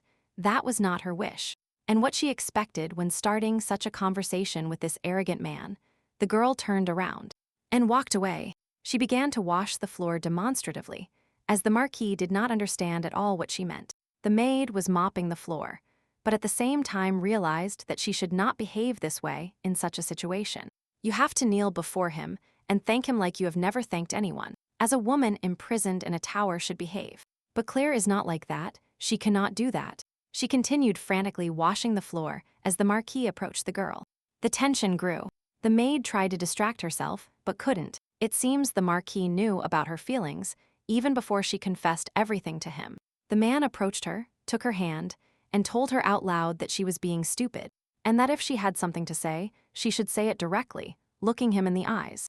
Claire stood up and, in a nervous tone, thanked the Marquis once again for saving Finn, and apologized, but this does not mean at all that she wants to return to the tower and roll around in the hay with the master. The girl's heart sank. She understood that she was born with a terrible character, so if she had to die because of it, so be it. Anger reached its limit, and Claire was already shouting that such a life was no better than being born an animal. And for the Marquis, this was the last straw. He knocked the woman to the ground and leaned over her, pressing his thigh against her. The Lord invited her to look at the real beast, and the maid understood that the Lord always behaves this way when something doesn't go according to his plan. Previously, if she found herself in such a situation, she would have been frightened, but now the girl drew the Marquis towards her and kissed him passionately. She was determined not to keep giving in to the Marquis's temptations. The Lord really enjoyed this game. He didn't mind. Finally, she could feel like a real animal, so he grabbed the woman's pink thigh with his teeth. The man's clothes quickly left his body, and he was already caressing Claire's breasts with his lips. She moaned and pulled him closer, pressing against his muscular body. The girl ran her finger over the lips of Bolt's enthusiastic face, after which he attacked the girl with renewed vigor. Morning arrived, the sun shone brightly illuminating the third-floor hallway, and the rustle of a dress was heard around the corner. The head maid couldn't believe what she saw and trembled with fear when the castle owner suddenly found her. In his arms, he held a sleeping girl covered with a sheet. He handed the widow over to the head maid and asked her to take care of her. And while the woman babbled about Claire, the Marquis asked her to tell the steward that in 2 days they would leave for Langt. There was noise and commotion in the courtyard and in the castle. Maids ran around with different boxes. The hallways were being cleaned. Knights were preparing to embark on a campaign. Lord Kinitz walked down the red carpet. Everyone was happy to see him back, especially the Marquis, who was preparing for a trip. Jake entered the master's office and apologized for being away too long. But the Baron was finally able to delegate his responsibilities for maintaining the lands and the business of the university. The Confidant is an experienced and extremely altruistic man. He excelled in architecture, and he even took an active part in the reconstruction of the Saul's monastery. And this trusted representative sent a request to send a large number of Voldor employees to the monastery. After all, unfortunately, half of the scribes already suffer from food poisoning. So Bolt gave the go-ahead to send new people and said he was going to take that woman with him. Jake was surprised whether the knight was talking about Claire and whether he really wanted to take her on a trip. Under the castle windows, a maid was working, whom the lord plans to take to the festival in Langthew. The Marquis smiled and asked the steward to include Claire in the official list without her knowing. The Baron didn't even imagine how this could be achieved, but he couldn't argue with the knight. Jake was even more confused about what the Marquis was actually doing. All the maids were working hard at that moment, carrying heavy loads. Not all columns can withstand this. However, since a big holiday is approaching, it is not surprising that the Lord is taking so many things with him. Claire saw how the maids suffered and tried to help them, but the head of the maids stopped her, giving the others time to rest too. The tired girls rushed to the kitchen for a snack, leaving only Madame and Claire in the courtyard. However, the widow did not seem happy about the break. Madame commented that everyone knew Claire was different from the other maids. These words provoked a malicious smile on the girl, because all the maids wear the same ragged clothes. They do the same work and eat the same food. Madame saw Claire's attention and panicked, making the excuse that the widow only had reasons to tire her more. Like what happened last night, the girl thanked the head cleaning woman for her help because she herself couldn't even wash. Claire was very embarrassed by that incident, but the women were very kind. They took the girl's hand and told her there was nothing to thank her for. It is very difficult to raise children alone. These words surprised Claire. Madame explained that her husband was taken to the front. He was killed during the war, so she had to raise her daughter alone, but she left this world due to the spread of the epidemic. Therefore, the woman perfectly understands how difficult it is to raise children alone. And besides, a widow doesn't have many options. The girl was surprised, because this was the first time someone other than Aunt Gelda had told her something like this. Moreover, Madame condemns the Marquis for his cruelty and for satisfying his needs so filthily. Claire was very embarrassed by the conversation with such revelations, so she said she needed to get some fresh air and ran away. It seemed to her that she was going crazy, because last night she pressed her naked body against the Marquis, and she moaned shamelessly, and today she not only thinks about it but desires it again. The girl was frightened by these thoughts, so she wanted to escape this terrible place as soon as possible. She will be herself again when she gets out of this cage, and when the Marquis leaves for the festival, she will not meet him again. Immersed in thoughts about a bright future, where feelings would recede, Claire did not notice that Lord Kinitz was approaching. He came to convey a message from the Marquis. A knight wants a lady to accompany him to a festival in Langthew. Claire cursed. She was surprised and very angry. She felt that this man had completely lost his mind. She burst into Jake's office and started cleaning the table with a rag. This outburst surprised him, but the girl explained that the maid was rarely caught without a rag. Lord Kinitz could not understand anything and tried to explain to Claire that she did not need to do this. After all, the procession will soon set off. The ladies must prepare. The girl was angry and sarcastic. She tried to find out exactly what he needed to collect, whether the Marquis really wanted to introduce her to other nobles. Jake tried to calm her down, and the widow realized that it seemed like she was venting her anger for no reason. She regrets that it is Kinnitsu who has to listen to this, because he is the only man who calls her by her name. He also adds lady and treats her with at least a little respect. The Baron himself was still trying to explain that he was specifically sent to prepare the lady. Claire said that she visited the Lord's bedroom too often not to look suspicious, which greatly embarrassed the steward. He continued joking about how she should have appeared in knight armor, when suddenly Count Schwenin burst into the office shouting. Was he indignant that more than 10 employees were sent to Saul's? After all, this means that in Boldor, there will not be enough employees to write reports and letters. Jake justified himself by saying that these people are really needed in Salts, and that nothing can be done about it. The Count is still indignant. Tomorrow is a big holiday, and there are no people in the castle who can write important official letters. Also this damned Max, who still doesn't know how to learn Latin. Claire quickly realized that this man is Aaron Schwiven. He is the head of the second most influential family in Geneva after the Morhenheids, and his son Max is the captain of the Order of Chivalry. He is so powerful that he even managed to become the son-in-law of the previous marquise. The stories Claire has heard from other maids might prove very useful. Jake assured the Count that the necessary number of employees was already ready for the festival, and that there was nothing to worry about. But S.H. Waven did not like the quality of these employees. Having no strength to endure these arguments with excuses, Claire decided to intervene, and asked if they were looking for a person who could translate from Latin to Frankish. The Count looked closely at the girl and recognized her as a maiden with an injured leg. The girl was surprised. The widow explained that she knew how to read Latin. She also knows how to write in Latin and translate to Frankish. Perhaps she can help this way. The Count was very interested, but Jake tried to intervene, warning that Lady Claire should not get involved in these matters. Eshuven heard the girl's name and asked who she was, to which Lord Kunitz introduced the widow as a 2-room apartment of the tower. The Count was surprised to learn that this was the Marquis's lady. This complicates the process of obtaining written help. Now Claire understood that the steward only pretended to respect her, but in reality, he was the same conservative worm as everyone else here. But she was determined and offered to dispel all doubts by testing her skills. Jake tried to be indignant, but the Count was very interested. The girl began to translate from Frankish to Latin, noticing that, judging by the elegant handwriting, the decision was written by the Marquis himself. The Count was surprised to see that the girl was reading a book about the history of Rochman. He thought the maid was exaggerating her skills, but the grammar, the translation, and even the calligraphy were impressive. She could compete with the best scribe on the continent.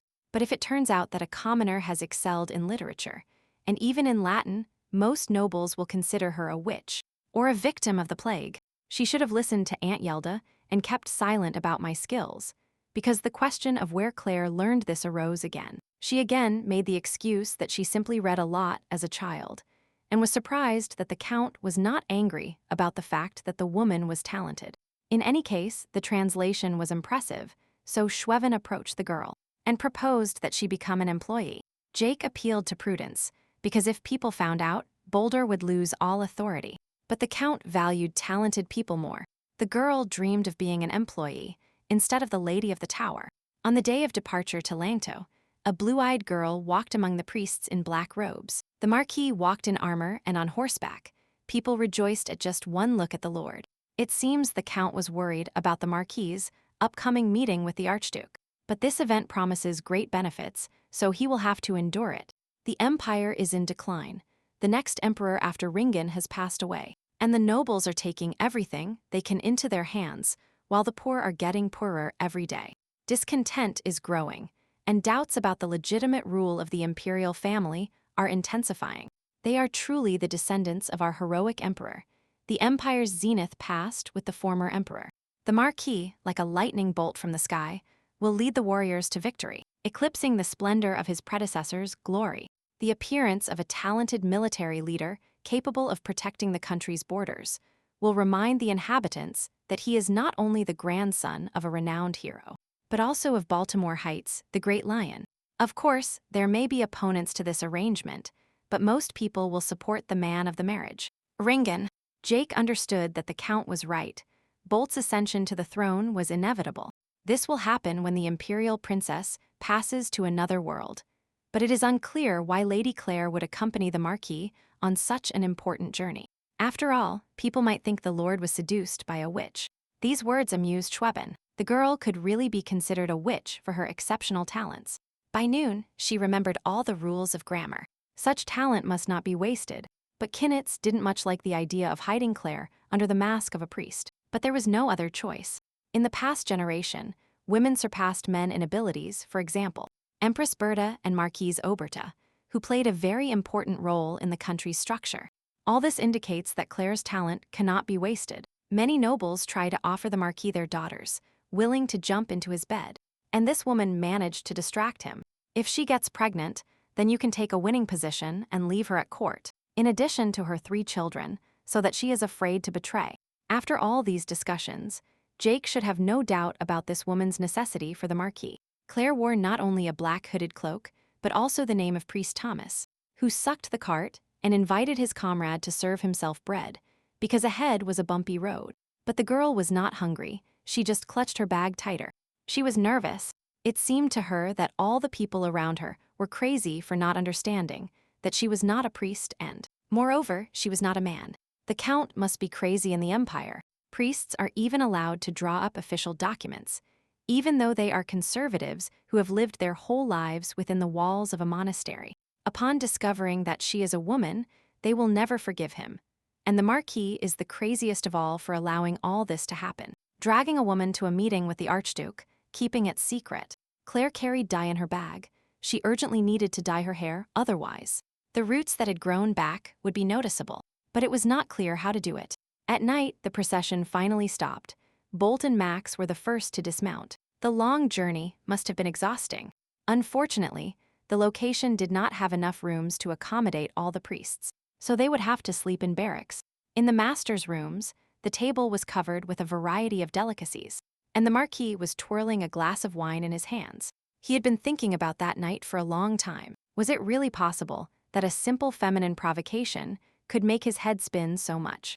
They were indescribable emotions, but they were as strange as they were frightening to him.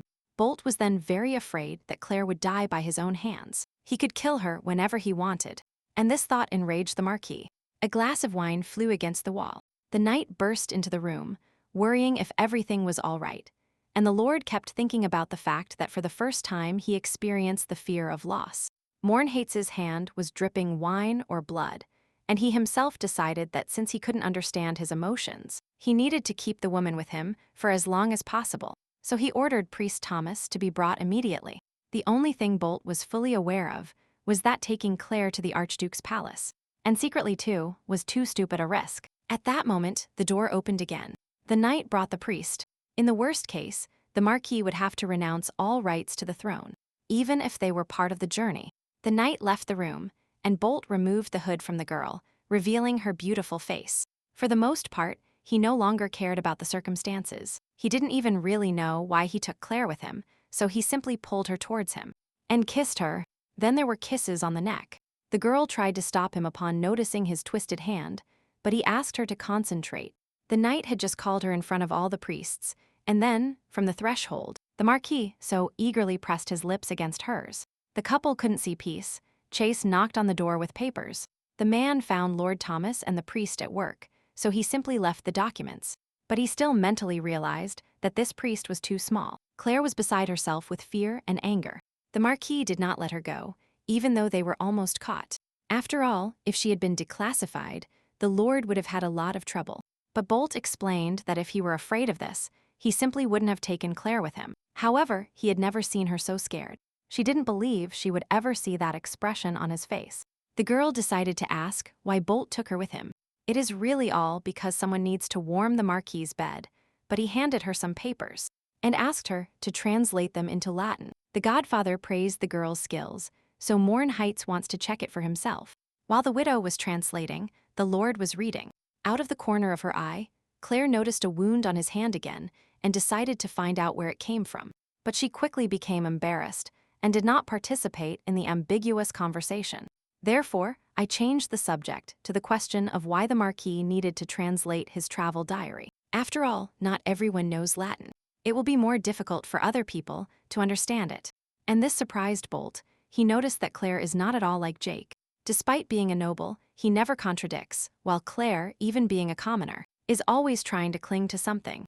She even tried to argue this observation, but only confirmed to herself that she was happy to be different from a man with outdated principles. Bolt explained that Jake had spoiled him all his life. This is how his family raised him. He has such a defensive reaction. He gets nervous for any reason and protects the master. Claire was surprised that the Marquis was now defending Baron Kinnitz's honor. Sometimes the other side of Marquis Morn hates is unexpectedly revealed to her. He rules his domains ruthlessly, but now he seems guilty and responsible for the lives of other people. Everyone at birth receives what is due to them. They don't have the opportunity to choose what kind of life to live. That's right, because Claire didn't choose anything either. So the Marquis doesn't need to worry about the past. After what she has seen and done, he should only feel that life is too short. Just as she lived her life honestly, Baron Kinnitz did the same. Bolt ran his finger over the girl's lips and then kissed her passionately. He decided that since he could not restrain his desires, he would at least be honest with himself. And the Marquis remained between Claire's thighs. She was trembling all over and grabbing the Lord's hair with her hand. It was almost impossible to tolerate this, so the girl asked him to stop. Bolt lifted his head and was surprised. The girl explained that the sensations were too strange. The Marquis kissed her hand, believing that there was something more hidden behind those words. The widow noticed that the knight had never done this before, and he replied that he regretted not having done it. They approached the bed, and Claire understood that tomorrow she would be tired all day again. At the same time, I tried to understand my feelings. Today they were a little different. Before, Bolt got rid of his clothes and began to get rid of Claire's clothes. Morning arrived. In the courtyard, the knights were preparing to leave. Max burst into the Marquis's room. Mornhates was getting dressed and reacted aggressively when the captain of the order entered without knocking. Max was surprised that the Lord overslept, because he always does everything on time. But on the other hand, a soft bed will not be seen for a long time, so this makes sense. The team will have to cross the harsh Maltese mountains. Does your back start to hurt just thinking about it? Claire woke up to the sound of voices. She stretched sleepily and covered herself with the blanket. Behind the curtain, she saw the silhouettes of two men talking and realized with horror that she had fallen asleep in the Marquis's room. As she tried to find her things, Max heard a noise and was afraid there was an intruder in the room. But judging by the Marquis's calmness, he assumed that the Lord had spent the night with a woman, only that it was really the owner of this house who had sent her. Bolt smiled sarcastically and said that Priest Thomas was in his bed. And at first Max calmed down, not attaching any importance to this fact, and then everything realized. The sun was already high when the procession reached the foot of the Maltese mountains. It was customary to make a stop here, after making sure there were no bandits nearby. The knight was convinced that no one would dare to attack the Marquis's retinue, but Max explained that there could easily be someone waiting for the distracted nobleman on the border of Puisin. After this, the captain of the order addressed Priest Thomas, notifying him that it was possible to depart. Max told the girl that they had decided to rest in this place before venturing further into the Maltese mountains. They will stay in the forest for several days, and since no one knows the true identity of Priest Thomas, Lady Claire cannot stray far from Max. But the girl interrupted the captain of the order's instructions, asking him to go wash her hair. After a while, a girl with a heap of jars was kneeling in front of a stream. Despite the captain cursing and being indignant, Claire was happy to find this place, because the color was almost starting to show. She began to dye her hair so that no one would notice her upon returning to Puissant. Due to her unique hair and eye color, she had to spend her whole life running away, without even knowing who was really chasing her. And then Claire fell into the clutches of the most heartless man. He is cold as the wind from high up, but his touch makes her whole body burn. It's terrible because she is thinking about this. She needs to get ready quickly. But then an arrow stuck in the ground, and after that its owner appeared, a man in a black cloak showing a sword. The robber smiled and put his sword to the priest's neck, warning him not to open his mouth. Claire tried to figure out how to call the captain for help, but the bandit, as if reading her mind, replied that the knights were already having fun with other robbers. The demon on the girl's shoulder reminded her that she had fallen into a trap again, so it was time to finally surrender to the clutches of death. After all, she always considered death an exit from any situation. And now no one will save her. It's better to die now than to be annoyed in the future, as always. Yes, to die at the hands of a bandit. Even Aunt Hilda accepted such a death. No one would condemn him, but Claire is desperate to accept reality and not run away from it. Therefore, sand flew into the robber's eyes. A second to think, the girl thought she could escape. But the bandit was faster. He grabbed the priest by the hand, pulling him towards him. Claire screamed when suddenly, a characteristic slur was heard.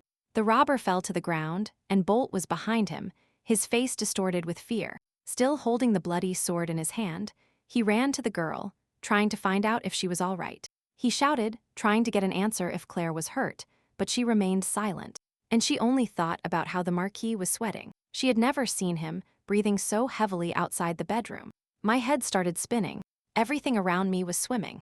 The widow tried to curse that she had to wait too long, but suddenly strength completely left her subtle body, and Claire fell unconscious into the Marquis's arms. At the edge of the forest, the blood of the tied bandits spilled out one by one. Bolt personally executed everyone with his sword, summoning one person at a time. In the end, the blue-eyed robber asked to stop. He admitted that he was the leader and would pay because the others acted on his orders. Bolt calmly replied that the bandits acted on the orders of an incompetent leader, so they must pay for their misdeeds. The leader tried to justify himself by saying that they hadn't killed anyone. Yes, the crew had suffered, but there was no need to kill for that. Bolt was very angry because if he hadn't arrived in time, the outcome would have been completely different. Max at that moment asked the Lord to control himself. After all, the priest is already under the supervision of a doctor. He said he felt fine, so we must investigate the situation calmly. Someone might be behind the attack, but the leader of the bandits considered these arguments erroneous. With tears in his eyes, he explained that they only wanted to rob the crew, but had no intention of hurting or killing anyone. And the priest was captured to frighten and extort. If the blue-eyed man had known that everything would turn out this way, he would have stayed sitting on the ship in the Jurassic Sea. The way the bandit spoke sounded very familiar. Moreover, the color of his hair reminded him of someone, and his words were quite logical. The leader kept begging the Marquis for the lives of his gang, because to him they are like brothers, offering his life in exchange for theirs. The decision was in the hands of the Marquis. Bolt drew his sword from its sheath. Closer to the river, the doctor treated the wound on Priest Thomas's hand. The doctor also insisted that the cloak must be removed to examine the patient for wounds elsewhere.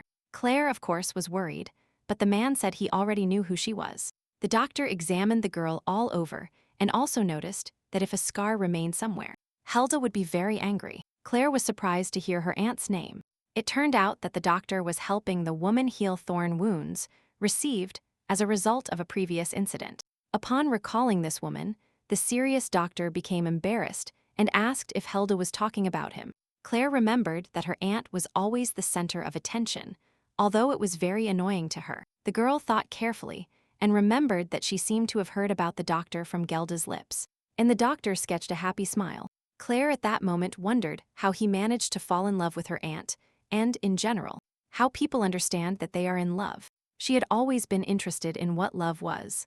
The girl had never had it and didn't understand what was special about it. Claire read about this in books and seemed to understand everything, but now she realizes that she is still far from understanding it. The lyrical moment of thinking about love under the setting sun was interrupted by shouts coming from the other side of the forest. The doctor's face turned grim. He was about to go remove the corpses because he was convinced that the Marquis had killed everyone, and every single one of them. Claire was not so convinced of this, because this man can also be extraordinarily kind. To be honest, even Max was surprised that the Marquis spared the lives of the remaining bandits. He appreciated the master's generosity, but still wanted to know the motives for such an act to be able to explain himself to the knights. Bolt approached the leader of the gangster community to clarify about life on the ship, and confirmed that he had worked with the gang on the ship before. Max was trying to understand where the connection was, whether the Marquis was really trying to get information about the pirates. At that moment, the doctor returned, reporting that the priest remained resting by the stream. Bolt silently approached Claire, without listening to Max's questions about what to do next with the bandits. Just like the captain's silence, the captain was shocked by the woman who, after her experience, decided to be alone. Yes, something strange had been happening to her from the beginning, and these thoughts led Max to understand the solution to the Marquis's mercy. Of course, the main bandit and that woman have obvious similarities, their brazen way of speaking, and even her appearance. That is the reason Bolt let him live. Meanwhile, the Lord himself arrived at the stream near which Claire was sitting. His gaze was a little sad, and the girl asked if Bolt had killed all the bandits. She was concerned about this, because in case of their death, she would like to honor their memory, because even such bad people can have a family. This astonished the Marquis. It could be that, after what they did to her, this woman was thinking about such things. Claire looked at Bolt's embarrassed face, her eyes full of compassion, and it seemed to her that he was worried about her. She explained that she only got away with a scratch, which was nothing compared to her ankle. Bolt looked at her seriously and asked if she was still offended. The girl felt ashamed and said she didn't know, that she was simply irritable from the feeling of unease. But I must admit that I feel much better now, and I also wonder why the Marquis is suddenly interested in my health. Bolt approached Claire and replied that he didn't want to hurt her anymore, and then kissed her. The girl asked him why this bothered him, but he didn't know, so he answered with a question. Claire was surprised, because in books love was described as something magical. But it seems that even such a difficult relationship can be called love, although this idea is stupid and naive. Then the Rosemontag Festival finally began in Poison. It all began with people tirelessly praying for a rich harvest, which signified the arrival of spring. But when Emperor Ringan passed away, the very essence of the festival changed. The nobles attending boasted about luxury, which was a measure of their power. They leveraged the value of the gifts they brought to the Archduke to demonstrate the power they held over him. Ultimately, this festival has become a gathering of influential figures. The Archduke was impatiently awaiting the arrival of the Mornhates, and the letter about the bandit attack did not move him. Edwin was angry because Bolt had to open the parade to show the strength of their bond. The loyal servant asked his master not to get nervous. This is the Marquis's first public appearance after the war. The imperial Margraves have arrived here, so people will admire the Archduke's strength. The words of strength calmed Edwin, who turned to Brody and asked if she remembered the task assigned to her. The girl should start smiling. Otherwise, her father won't let her go anywhere if she sits with that face in front of the Marquis. Today she must charm the Marquis. Whatever happens, her only advantage is her blonde hair, like her mother's. So it is time to demonstrate her usefulness. Suddenly, the servant ran to the window and started drawing the master's attention. The sound of hooves was heard on the street, the flags waved, and finally the Marquis arrived. The brave Red Lion arrived in Payson. He looked very much like his father Martel. The people rejoiced. A blonde young woman watched the procession from the balcony. The sun was setting. 4 girls were sitting in the garden at the tea table. They admired the wonderful flowers surrounding them all around. She knows that the Archduke cultivated this garden especially for Lady Brody. The Archduke must have valued his daughter very much, but the lady herself just laughed quietly. She always felt uncomfortable attending such gatherings. The ladies whom her father invited for tea have gathered here. Each of them is from a very influential family. You must make friends with them at all costs. The girls at that moment were discussing the last person to arrive at the festival. Marquis Mornheights. The ladies admired the lord's appearance and said they had never seen such a handsome man, who also inherited his title at such an early age. He arrived with such a small number of knights, but he had already eclipsed all previous guests. Lady Brody should be happy. After all, her husband would be a very handsome man, and the girls started laughing. Everyone in the empire is waiting for this wedding. It is so romantic that the grandson and granddaughter of 2 heroes will marry. Lady Brody herself was in no hurry to rejoice, but was confused when suddenly one of the ladies pointed at 2 men behind the rose bushes. It was the Marquis with one of the knights. The lord also noticed the ladies, so he bowed and went in another direction. The girls continued laughing and admiring the beauty of the man they now saw up close. And Lady Brody cannot understand what feelings she is experiencing now. Will she really be happy after her wedding to the Marquis? She had never thought about marriage before. But the interlocutors turned to the girl again to find out what she thought about it. She remembered her father's words that if she didn't marry the Marquis, she wouldn't be useful as a child. So she replied that she was also looking forward to meeting the Marquis. Night fell. Bolt was sitting in his office with documents. A knight entered to announce that the rest of the group would arrive tomorrow night. The Marquis thanked the man and dismissed him, wondering if he himself needed rest. Rubbing his eyes, Bolt looked towards Claire, who was also sorting papers. She suddenly turned to him with a question, but at that very moment she disappeared. Since it was only a vision, the Marquis realized he had a serious problem. Soon a ball took place in Langtao Castle. The guests wore beautiful outfits. The hall was illuminated by many bright lamps and glistening jewels. The Archduke greeted the gathered nobles. Lady Brody felt out of place. Everyone around her constantly whispered about the Marquis, who hadn't even deigned to appear yet. This irritated Edwin. The lady looked at her father and remembered the nanny's words that this banquet could change her life a lot if she improved her relationship with the Marquis. With the Archduchess absent, the first dance should be between the daughter and the father. The Archduke would then conditionally hand the lady over into the Marquis's hands. This would be an opportunity to seduce the Marquis, and Lady Brody didn't like that word much. There was excitement in the hall. Everyone looked at Bolt Mournhates, who entered the hall. The Marquis looked dazzling in a black suit with gold embroidery and a long fur-lined coat. He greeted His Excellency Archduke Edwin and Lady Brody, and then kindly took the young lady's hand and kissed it, looking into the eyes of the Archduke's daughter. She was confused and still didn't understand how she needed to seduce this man. In the end, she didn't even have the chance to dance with the Marquis, let alone seduce him, because at one point he seemed to disappear through the floor. A noise was heard in the hallway. People looked for the Marquis and tried to understand at what moment he had left. While Lady Brody was dancing with her father, she saw the knight approach the lord and say something to him. Bolt smiled and disappeared. The Archduke was beside himself with anger. How could he easily leave in the middle of a banquet? And the daughter reassured her father, assuring him that there was probably a good reason for it.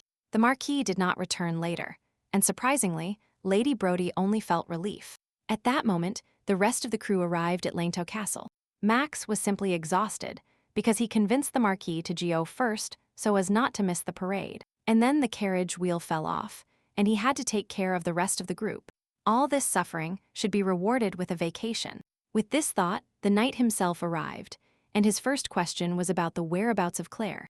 The captain began talking about the journey and his works, but the lord asked again where Priest Thomas was, and he left in the direction indicated by Max. Count Schwiven's son was horrified by the knight's act, apparently.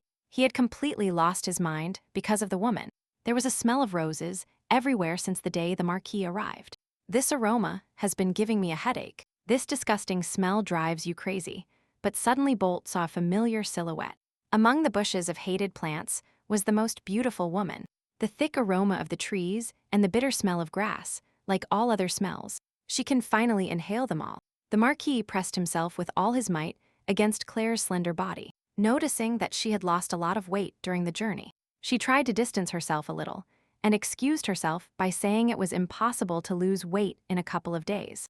The Marquis licked the girl's long fingers, pulled her to him again, and something hard rested on Claire's thigh. The priest's cloak fell to the ground, and Bolt pressed his lips to the girl's shoulder, holding her by the waist. The priests and knights unloaded the things they had brought, while the Marquis kissed his woman on a garden bench. He bumped against her again and again, although Claire was incredibly worried that someone might see them.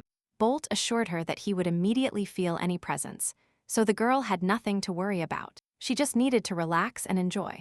However, when the knight went beyond kissing her neck, Claire stopped him again. She explained that she had just come from the road, so she hadn't had time to wash. The girl looked very embarrassed with messy hair and flushed cheeks. This circumstance did not frighten the Marquis, who spent most of his time on the battlefield. So jokingly, he bit Claire on the finger. Bolt was so happy to finally relax that he didn't understand why this woman was always so worried. On the other hand, he was glad that she was now behaving consciously towards him. Claire was surprised that he kept touching her. Moreover, she needed something stronger and more exciting, so she whispered her desire in his ear. At that moment, Max's voice was heard, who was looking for Priest Thomas. The captain of the order was surprised to find the lord here. Claire was hidden under his cloak behind his broad back, listening to the Marquis's malicious comments about the guest who had appeared at the wrong time. But what horrified the girl most was what he had just whispered to the knight. After a while, Claire finally sank into a warm bath and felt alive again. Bolt tried to accompany her directly to the door. He behaves like an animal. He really likes that. On the other hand, Claire enjoys it too. At first, she intended to hurt him as much as he hurt her. But instead of just using her, as time passed, he seemed to forget his original goal.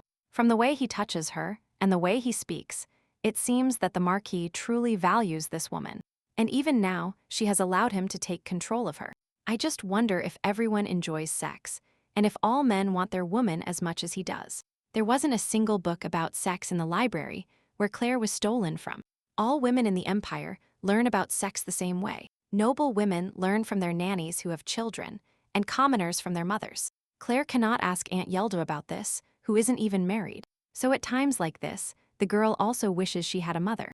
This thought horrified her, because a long time ago, she had decided that she lived well alone, without her parents. At that moment, Max reported to Bolt that since his room now belonged to Priest Thomas, he himself would spend the night with the master. As the Marquis accepted emotionlessly, the captain realized that Bolt would spend that night with that woman again. By the way, the Lord asked if the white horse was ready, because tomorrow he was going to present a gift to Lady Brody. Yes, sleeping with one woman today and giving a white horse to another tomorrow. Max could not comprehend these noble habits, nor did he understand if Bolt was really going to marry Lady Brody. The Marquis was annoyed by Max's curiosity about his affairs. The captain did not want to meddle in the captain's affairs, but rather to understand many suspicious aspects. One thing that happened in the Malta Mountains says it all. The Vald Mornhates he knows would not be so cruel, and on the other hand, he would not show pity for mosquitoes like them. This man has changed too much, and the reason can only be that woman. Vald decided to change the subject, and said that it was time for Max to think about getting married himself. Starting tomorrow, they would attend banquets together to choose the right lady. The Marquis placed his hand on his friend's shoulder and told him it was high time he started organizing his life. Max, naturally, was not ready for such conversations and thought that Mornhates had gone crazy. The Lord decided that the captain was not ready to listen seriously now, so he turned around and was about to leave, but Max stopped him and asked him to think about the words he had said about that woman. At that moment, Claire was sleeping sweetly in a soft bed. Bolt entered the room, remembering Max's words about how he had been behaving out of place lately.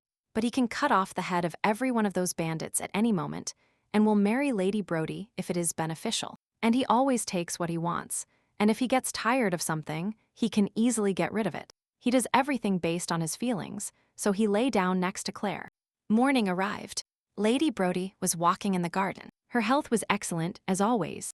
The weather was good for a walk, and since the Marquis disappeared during the ball, the nanny hadn't taken her eyes off her. She probably thinks the lady is fine, so she constantly asks about her well-being.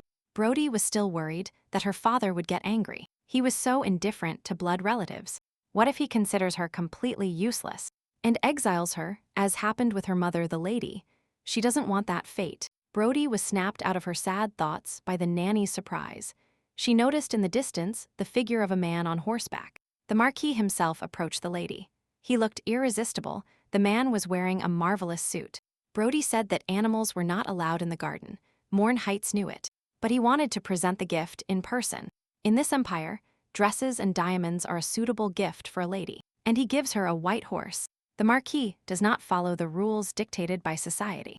Maybe with him, you can also become free. Later, the Marquis sat in the study with the rest of the nobles, discussing the damage pirates had caused to Pison's ships. And it was Bolt who is responsible for security. Therefore, he is very interested in what the Viscount Baron is trying to say. The truth is that pirates are becoming more powerful every day. We cannot turn a blind eye to the dealings of these bastards who don't even know where they come from. This is the truth. And who knows?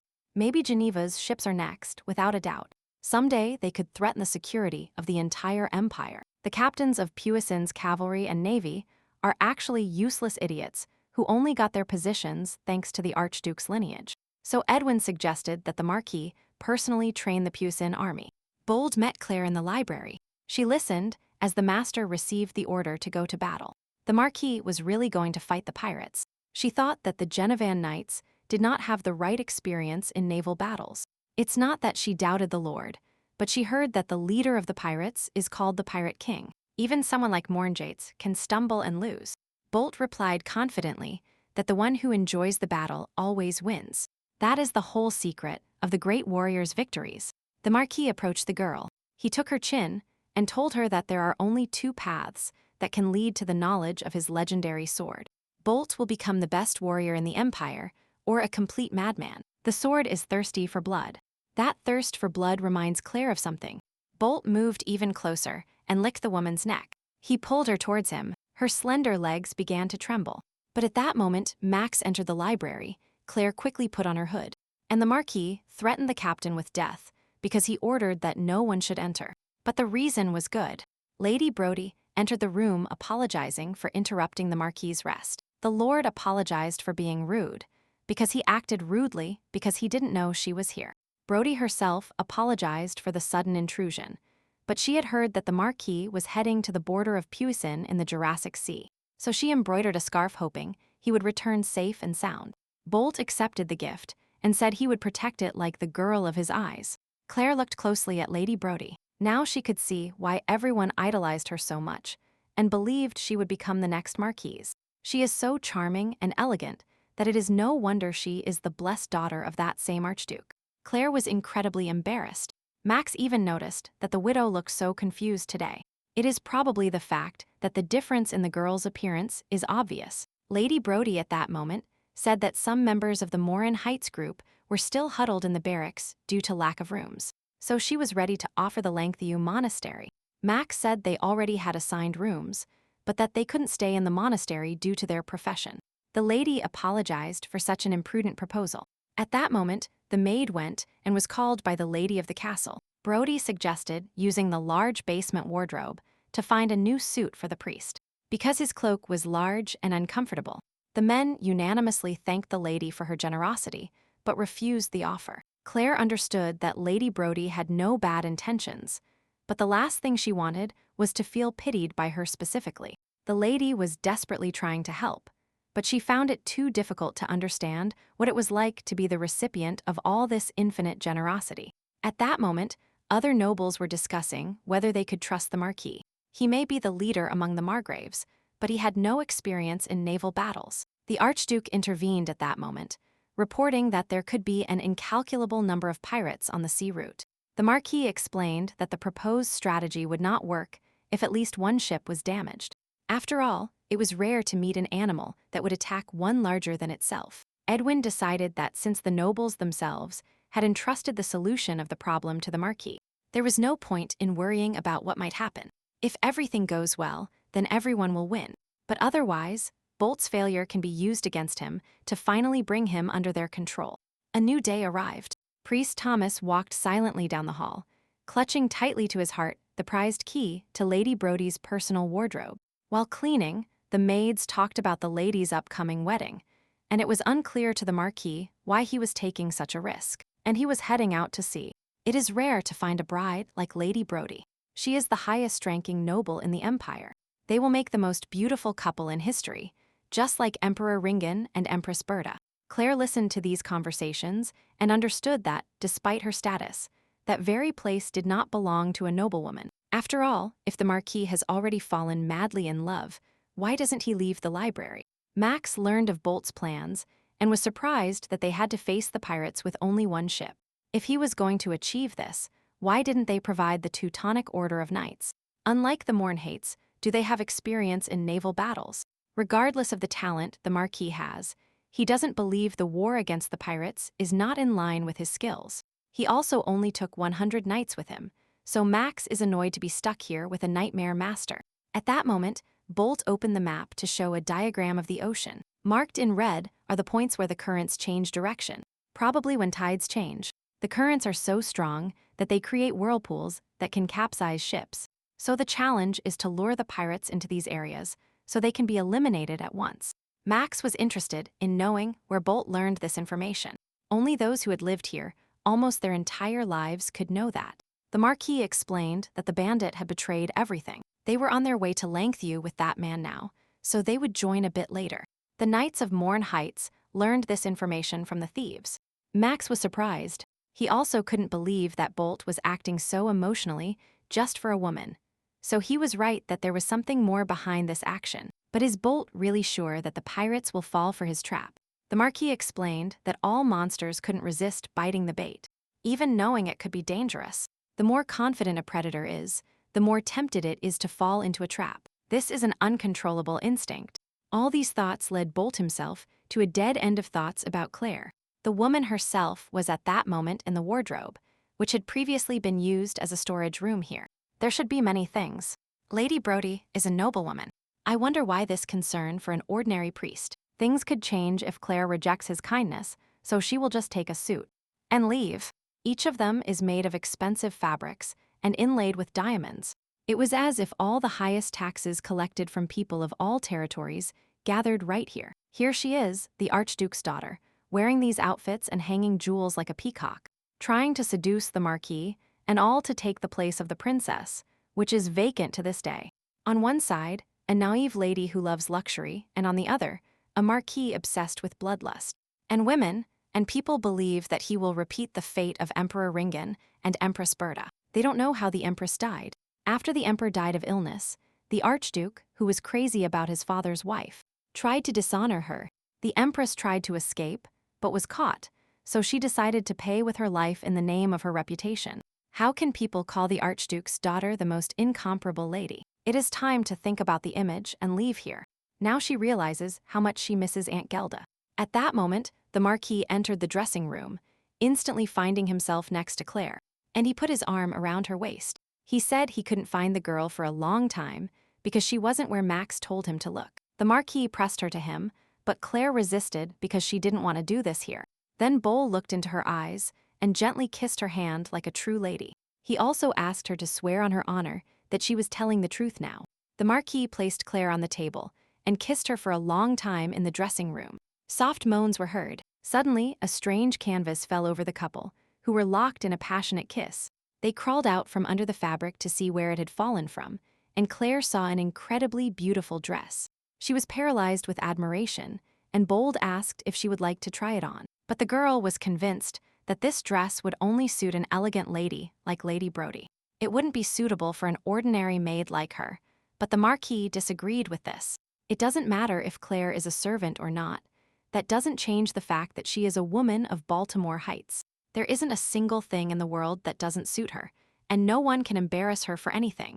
If she wants something, he will get it. And even if she still wants to be a maid voluntarily, so stop resisting. It's time to put on a dress before the Marquis himself puts the dress on the girl. So, after some manipulations, Claire came out in a new outfit, and Bolt couldn't take his eyes off her. The turquoise color and precious stones emphasized the unusual color of the girl's eyes, and the lace looked great on her slender body. She became embarrassed by the unusual attire, and Bolt silently admired her beauty. She finally composed herself and said that it suited her very well. She also asked him not to show this side of himself to anyone else, or Bolt would worry about leaving her. Still, Claire wondered what would happen if he appeared. The Marquis kissed the girl, smiled, and said he would tear that bastard's eyes out of his sockets. In the morning, Priest Thomas was already sitting on a park bench reading while birds sang. This morning, the Marquis gathered the warriors and headed for the Jurassic Sea. No one knows how long the battle will last. He left her a book with photographs of the blonde emperor so that she would be a good girl. The Marquis has been surprisingly kind lately, even yesterday. He said the dress suited her very well and that she was the most beautiful woman in the world. This book is very rare, so I need to read it quickly while I have the chance. But for some reason, I can't concentrate at all. Lately, he relaxes too much and gets distracted when he is not working. Claire was about to return and find something to do when she suddenly saw a terrifying man. The Archduke came here specifically for the blue-eyed man. Edwin was warned that the blue-eyed girl lived in the dependency and therefore belonged to the Marquis, but he still wanted to look at the hair, so he ordered the knights to take off the priest's cloak. Claire resisted, trying to convince the Archduke that he was a man, and Edwin was not ashamed of this. As long as her hair was red, the Archduke had almost taken off his cloak, when suddenly, a loud voice warned the Lord not to do this. The doctor blocked Claire with his body and said that this priest was sick with the plague. Therefore, it is necessary to isolate him as soon as possible. But the Archduke and his entourage quickly took the opposite direction. Once safe, the doctor asked Claire how she felt. The girl was beside herself with horror, trembling completely, and could not utter a word. At that moment, the Marquis's ship was cutting through the ocean waves, and the current was intensifying. The bandit leader reported to the Lord that they had reached the same place. Bolt was pleased. Everything looked like a good place for a grave. Max and the Marquis looked at the map, and the blue-eyed man confirmed that the pirates appeared in this location more often than usual. This area is too close to land because the ocean is clear. If a ship sinks there, there will be no turning back, so pirates choose this area to rob. If a person falls overboard, they can survive. although this is too human for pirates. Yes, nobles robbed their properties, wealth, and even families to cover their losses. It is ironic that pirates show unnecessary and out-of-place compassion. The gang leader mustered the courage and asked the Marquis if the plan worked, it would allow his friends and their families to live in Geneva.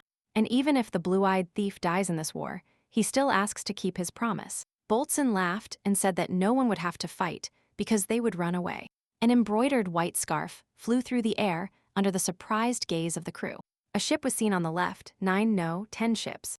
One of the knights wondered if it was worth continuing in that direction. Max answered affirmatively with confidence. We need to give more sailors to the sails, so we can sail with the wind when the time comes. Many knights ran across the deck to take positions, but the bandit said he had never seen so many ships. Bolt wonders if this is something abnormal and supernatural, and the thief explained that he had never seen more than 5 ships in this place. The Marquis and his friend were not frightened at all by this. They continued joking among themselves. And then they decided to look at the flag. A gray scythe on a black background. They destroy everything in their path, even if they have to sacrifice their loot. They are the most dangerous, the most bloodthirsty pirates. But it seems that instead of these conversations, the ship's crew needs to speed up. A grappling hook flew towards the noble ship. Some closed their eyes in horror, realizing they were doomed, when suddenly, a legendary sword flashed in the air. With a single blow, Bolt Mournhates cut the chain, thus saving the lives of several sailors. It was impossible to cut this sharp hook in half so easily, but in the hands of the legendary warrior was the legendary sword of Iscaron. The bandit finally realized that the nobles were not joking then.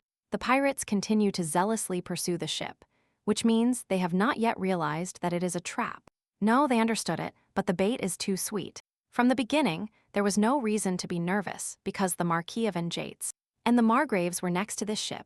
Bolt gave the order to Max, who had been waiting for this moment for a long time. A call signal sounded high up on the mast. The bandit was terrified because they had not yet reached the ambush site. But Max convincingly asked him not to doubt the best warrior in the Empire because he has a plan. Ships with the Archduke's coat of arms appeared in the distance. The thief did not understand at all what was happening. Last night, the plan had to be changed. For this, the Archduke received a visit from Max and Bolt. The Marquis explained his late visit by saying that there was a rat among the Archduke's knights. Pyoezing's army may be weak, but it has superiority in numbers and ammunition. But it loses to surprise attacks, so the Marquis is ready to catch the rat as a gift for the Archduke. One of the knights tried to make the master doubt this idea, but this angered Edwin, and he received a glass of wine in the eye. But the Archduke understood that he supported the Marquis not because he liked him. Bold Mournhides himself, with the legendary sword in his hands, was ready for battle. A tied man dressed in a black suit was thrown at the Archduke's feet. He fought and tried to say that they had no right, but Bold smiled and replied that rats are not given words. Captain Xavier turned out to be a traitor. The Archduke had all the evidence in his hands, and Edwin was furious. The available documents clearly prove everything that Martin did for a long time. The captain tried to justify himself, but suddenly his speech was interrupted by a characteristic clucking sound. It seemed it was time to interrupt the gift presentation ceremony.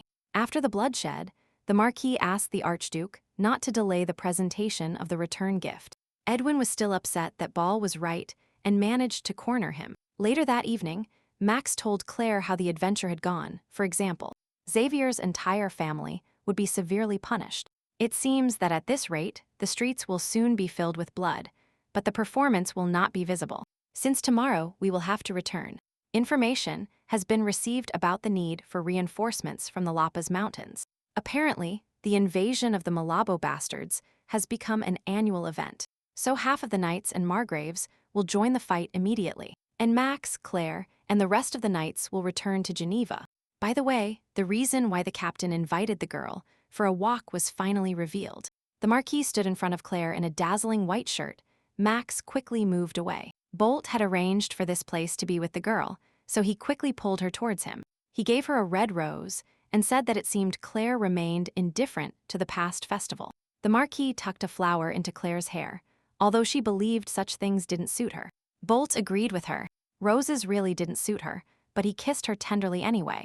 He would like something more charming and slightly fragrant, something that makes her feel comfortable, like the wildflowers of the high mountain fields that grow with the wind. The creak of furniture was heard in the garden. Bolt leaned against Claire, but she asked him to stop because she felt pain. He was very angry because he would have to leave his girlfriend because of the damn Malabo bastards. Bolt whispered in Claire's ear to return to Boulder and wait for him there. And she also needed to be a good girl and not get into trouble. On the other hand, it was so stupid to ask her to wait when he had forced her to do it countless times. She still obeys him in everything to this day. Anyway, I wonder if there was a moment when she really waited for him. And now the Marquis is asking Claire about this again, because he can no longer imagine himself without this woman in that tower and next to him. So he pressed her more and asked her to be obedient like now, and then he would give her a suitable reward. It is a meaningless promise that Bolt will keep repeating if she stays by his side. A few days later at Boulder Castle, Jake greeted Max and the captain asked how the butler was. Knitz replied that they were one step away from war. He himself hadn't slept for 3 days to have time to prepare all the requested supplies. Jake invited Max to look at the supplies, but suggested first reading the document he had brought. It was a letter that spoke of a man who had proven he could achieve great things. Therefore, in the order, the Marquis appoints Claire as secretary of Boulder Castle. During a halt in the La Paz Mountains, the horses rested peacefully, and a fire burned among the tents. In the main tent, Bolt, Max, and Julian discussed the future plan of action over the map. The captain disagreed with Chrome's opinion, because the knights were exhausted from constant fighting. But it was impossible to predict the enemy's next move. The Marquis watched this argument silently, and then simply suggested burning everyone to the ground, so that this disgusting war would end. Although Julian was not entirely sure who said it, the Marquis or the captain. Bolt loves to fight so much that death itself trembles with fear when seeing him, so he could hardly use the word sick to describe the war.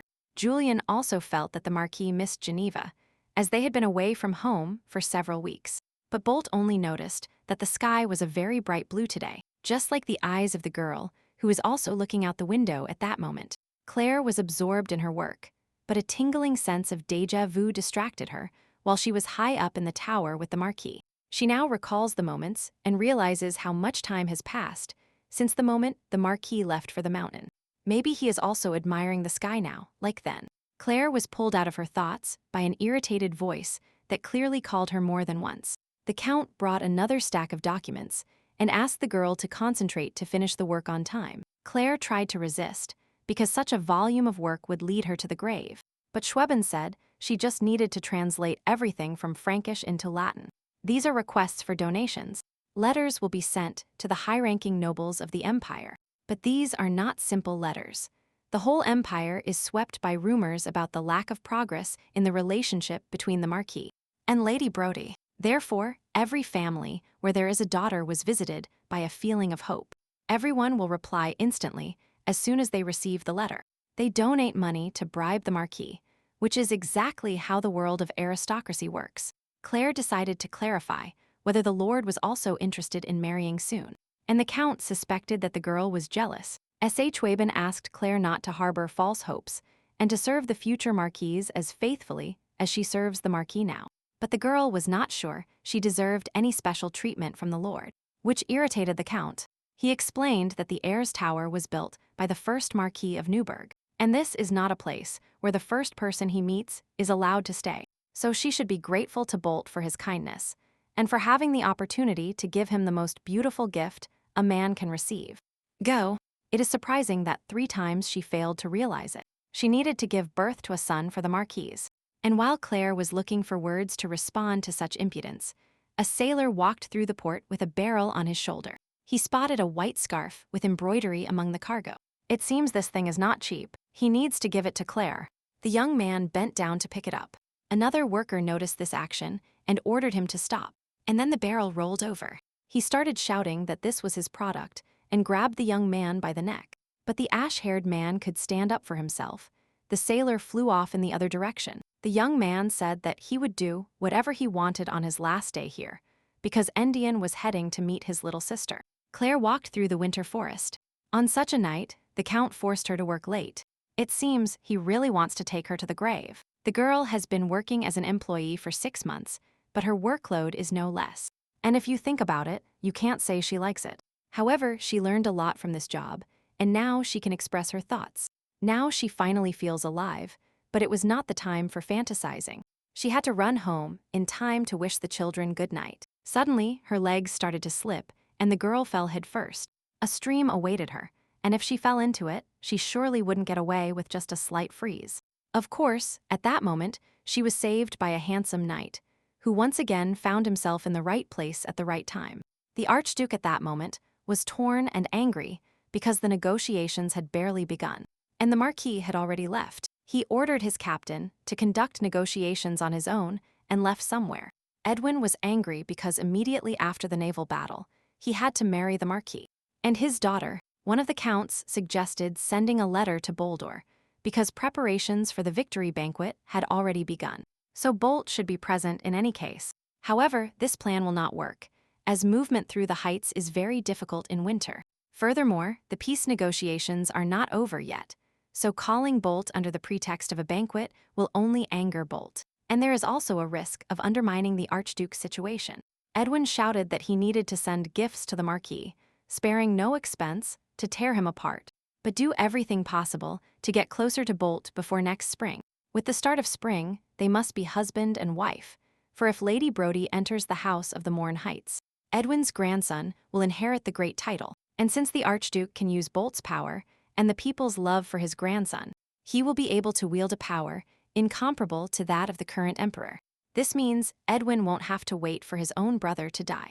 At that moment, Bolt was lighting the fireplace to warm Claire. He said he didn't expect the Marquis to return so soon. The Lord explained that he informed no one of his return. He pressed against the girl, and she noticed he was completely wet and cold.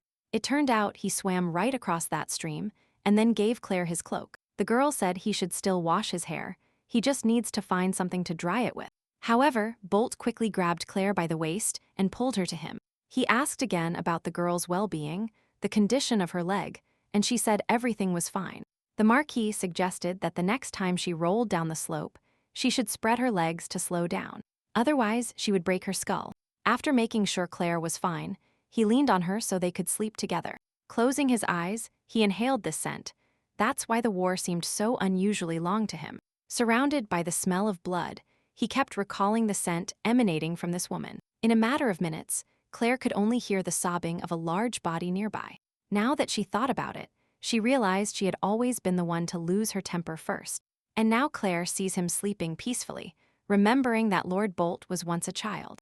When Mrs. Rabilla told her this, the image didn't come to her head, but when she sees him like this, she seems to understand what the nanny meant. The next day, many carriages filled the entire castle courtyard. Everyone was bustling around, and Bolt and Jake were trying to figure out how many gifts the Archduke had sent. It was also interesting that he chose most of them himself. Most likely, all of this is related to Lapis. He was so sad that he could only send gifts, so he chose everything with fear. This was reported by the male Viscount, who arrived in charge of transporting the gifts. So the Archduke is rather expecting payment for his kindness. Lady Brodie's riding skills improve every day, and she cannot wait to demonstrate them in person. Upon leaving, Bolt wished the Viscount a good rest before his imminent departure, which greatly offended the male. Count Schwaben expressed his irritation at the Archduke's gifts, as if the Marquis had already become his precious son-in-law. Bolt paid no attention to these arguments. He didn't care what Edwin thought. The Count insisted that the Archduke was asking everyone about the wedding, and soon rumors would spread throughout the empire. Bolt said he managed to push his accomplices into the Payson army headquarters.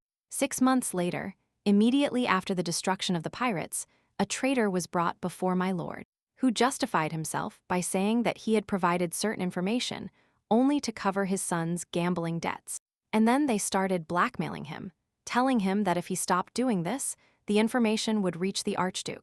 But the Marquis interrupted the complaining speeches of Count Redford. Having shown mercy to the desperate man, the Lord found in him an ally to keep the Archduke in check. The Count, after hearing this story, reminded Bolt that it was time to officially introduce the lady of the clan. If this news spreads throughout the area, the Archduke's reputation will plummet, and then he will stop playing these games. Moreover, Claire is an intelligent girl, so it will be useful for the Marquis if he continues to keep her with him. Therefore, it would be good to present her in this state, but Bolt did not want to get involved in meaningless disputes. However, the Marquis still wondered how Claire herself would react if she heard such a proposal. At that moment, at the other end of the castle, the girl received instructions to watch the Marquis's bedroom. The maid reported that this was an order from Viscount Kunitz himself. It turned out that the reason for this was Claire's comment about mold last time. The butler was impressed and decided that the room needed supervision. The girl tried to refuse, but the maid convinced her that only she could handle this task. And besides, everything in the castle improved greatly with Claire's appearance. Lately, she had many things to do, and people started asking her what she thought about such, or which topic, but she was the lady of the tower. But influential people really consult her only because she is the Marquis's woman. No, this cannot be. It is because she knows how to read and write and also think critically. And she also understands that everyone needs it.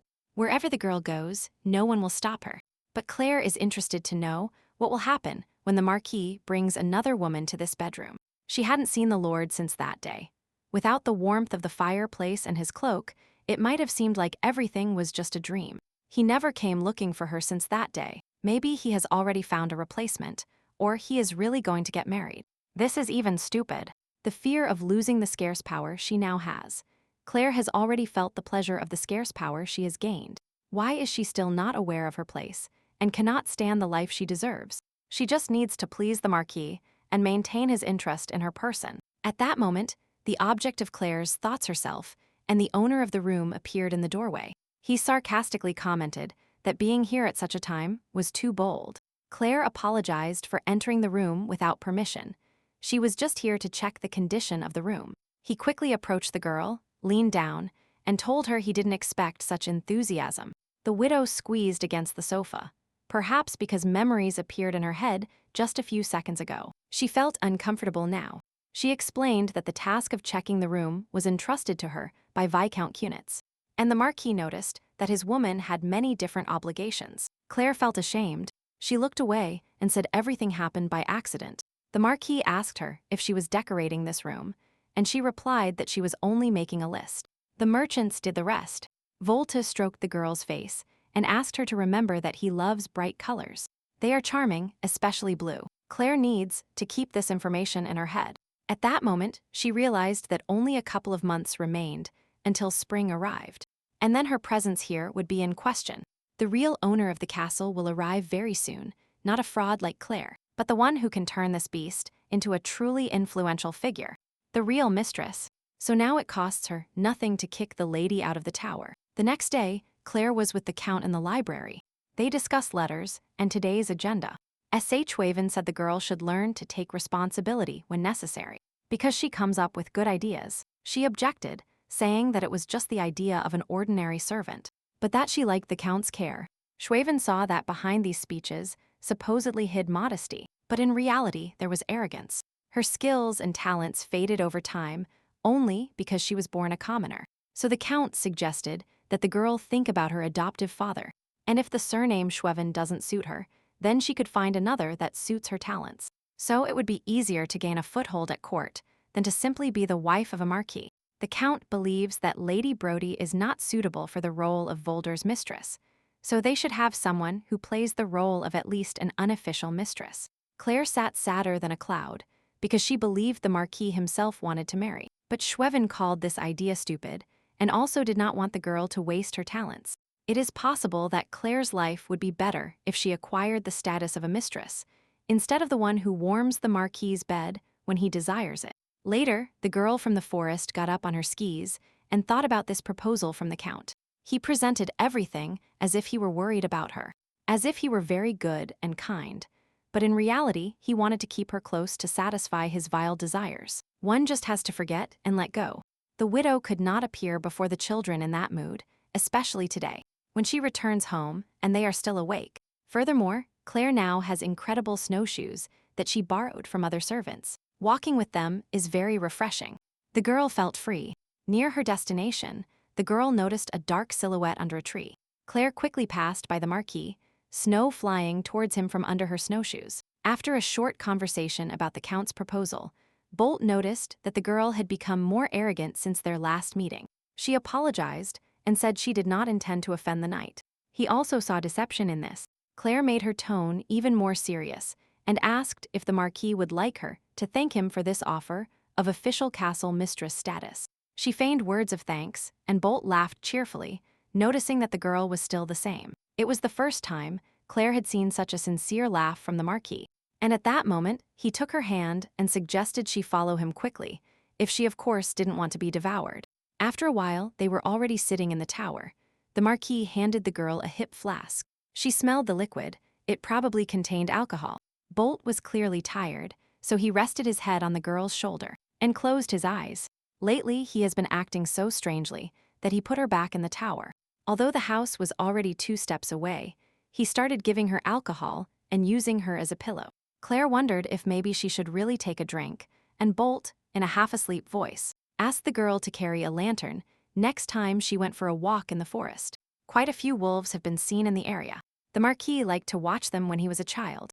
Wolves rarely go to the mountains, but there are arrogant ones, so you must be on guard. Claire was not too surprised by the Lord's knowledge, because it is not for nothing that he is called a great hunter.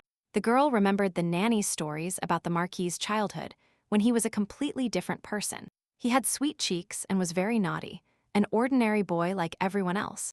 But it seems only Mrs. Rabilla could call him an ordinary boy. It is unlikely that anyone else can call him that.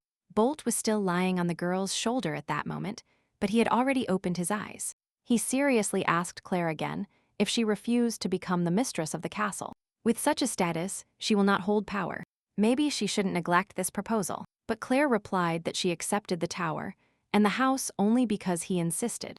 And when the Lord no longer needs it, he will simply throw it in the trash.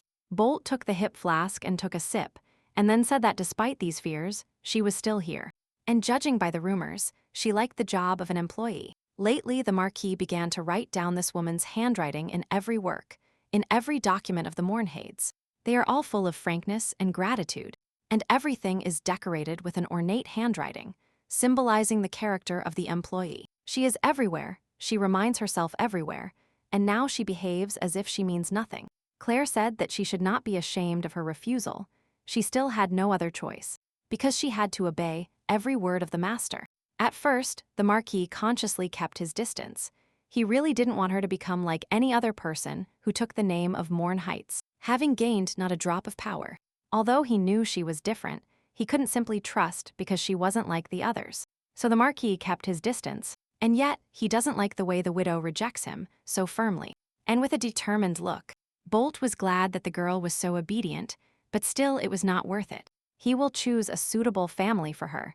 You just have to choose a family you like. Is there no need to waste such talent in the position of a mistress? Claire pushed the Marquis and said she didn't want to become the owner of any house. Moreover, there is no need to grant such a title and belong to his own family to a woman he only needs when he wants her, and that she cannot refuse. Bold replied that she was right. Claire does not behave like a typical mistress, so she doesn't deserve all this. But the more she says, the harder it is for the Marquis to say goodbye to her. She needs to be smart, smile and flirt, driving the master crazy, and maybe he will put the empire at her feet because the Marquis can be kind. And he cannot resist this woman. She should use this instead of showing how displeased she is with what the Marquis gave her, and continues to give her. Then maybe things will become much more interesting. The words about an empire put at our feet interested Claire. Bolt never thought she would say something so ridiculous. What matters in this case is whether Claire can use the power she will gain if he really does this. She replied that such a prerogative is clearly better than having your life depend on someone else, and she will continue to do so for the rest of the time. Claire did not want to become famous as the castle mistress who does nothing but share her bed with her master.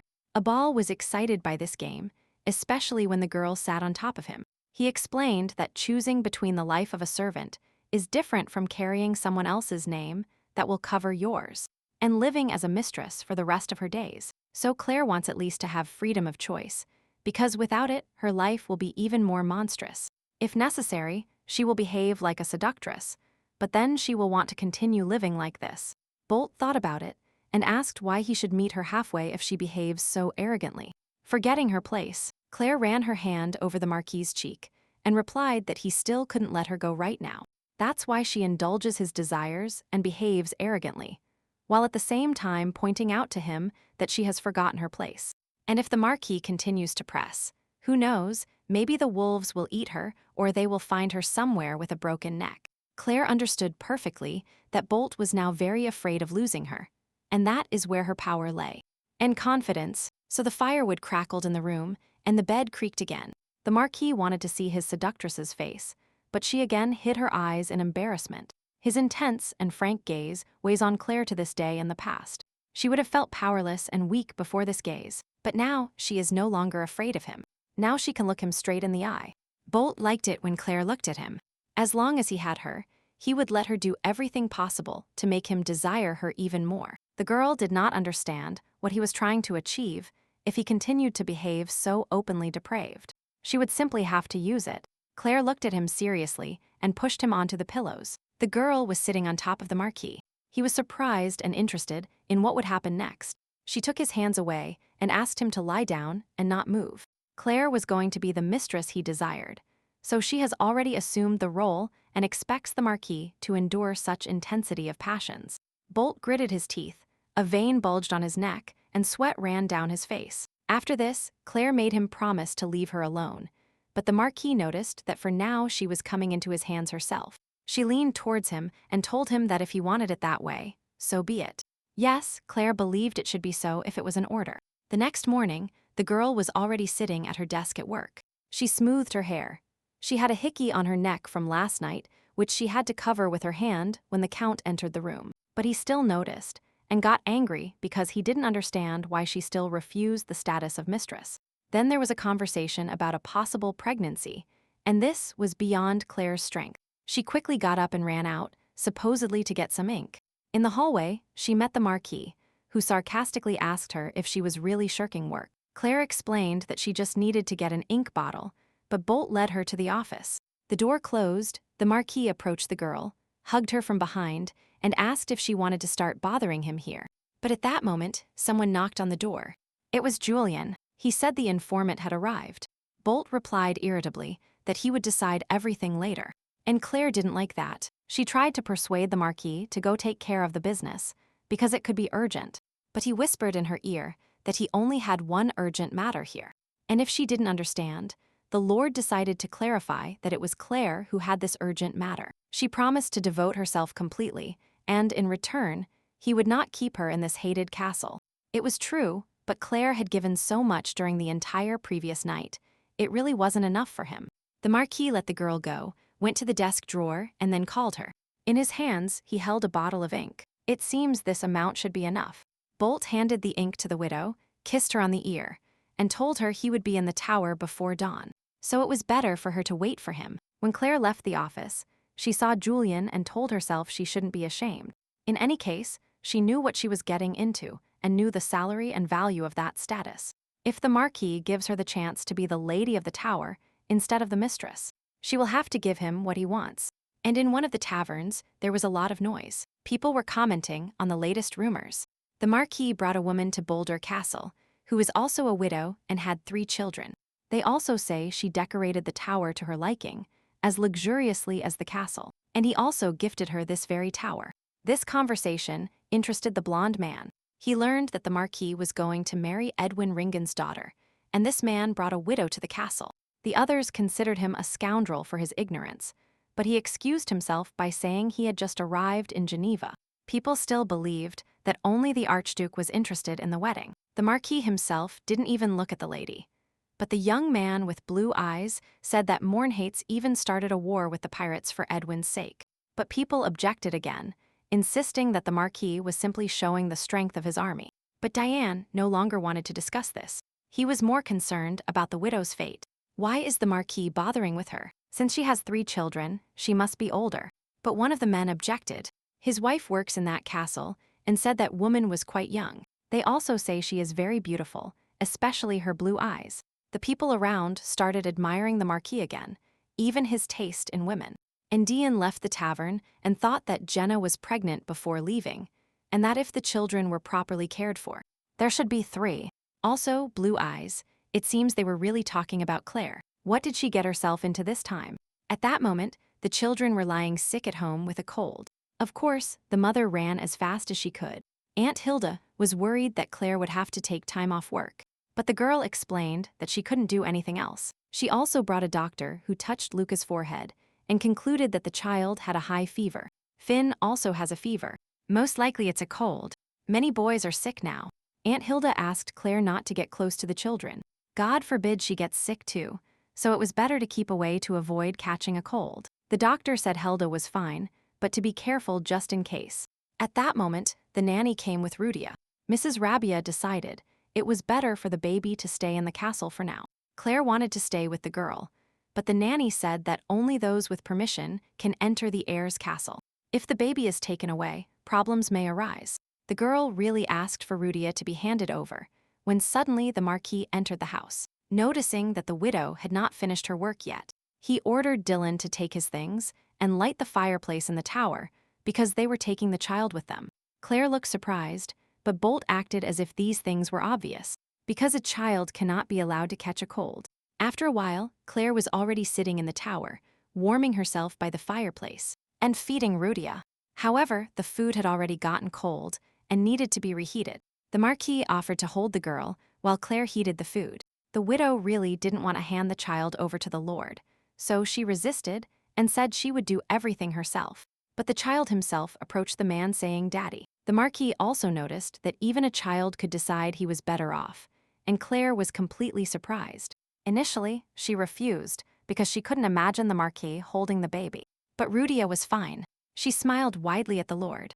Bolt put his finger in the child's mouth, which caused much indignation from the widow, because the finger might have been dirty. The Marquis again thought about this woman's excessive arrogance, but today he allowed her to behave like this. A little later, the three of them were already lying in bed, Ruddy snoring sweetly next to Claire. He asked if the girl could stay here for a while until the children got better. The Marquis said in a completely indifferent tone that, in that case, she only needed to surrender to him as before. Claire tried to say that there was a small child here, but Bolt replied that the child was too small to understand anything, or he would have to refuse the request. He whispered in her ear and even bit her, offering to move the whole family to the castle, or for her to live in the castle herself. She said the tower was enough for her, and Bolt moved closer to the girl, reminding her that it was better for her to use what he had given her. She should be content with every opportunity. There is one memory Claire cannot let go of: the cold, the frost, when you freeze to the bone, and death seems to be knocking on the door. But the little one had to face it. Whispering voices kept asking if the girl was crazy, that she was stubborn like her mother. A vicious girl. Claire could only do what she wanted, despite all the talk. Like a friend, she felt warm and realized she had never had that dream before. The girl woke up crying and realized it had been a long time since she cried, but that she was completely alone in bed. Claire turned the whole bed in horror, and then quickly ran downstairs and saw the Marquis. And Dylan. Bolt was surprised how such a small child could eat so much, and then he saw Claire. She remained silent, trying to realize that all this was happening in reality. The girl couldn't understand what happened to Bolt Mornhates while he was having his 7th dream. It seemed the child was finally satiated. Dylan said goodbye and said he would bring the remaining things tomorrow.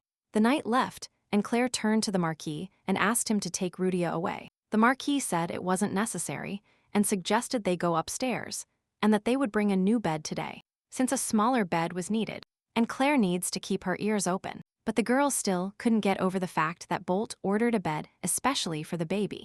He kissed the widow's hand and said that now she wouldn't have to cuddle up to sleep with the girl. Claire still couldn't believe what was happening. It seems the world turned upside down while she slept. And Rudia simply fell for this man. 3 days later, Dylan reported that Finn and Luke were much better. So tomorrow morning, he will take Rudia back home. The Marquis asked if Claire was really so upset about having to part with the baby, if she really loved children so much. The girl said that this is her family, and she is not sure if she has always loved children. Bolt asked how Claire felt about having children, and she replied that she struggled with a severe fever when she was little. Girl, she lived in the cold all the time and often got sick, so it wasn't worth thinking about having children with her.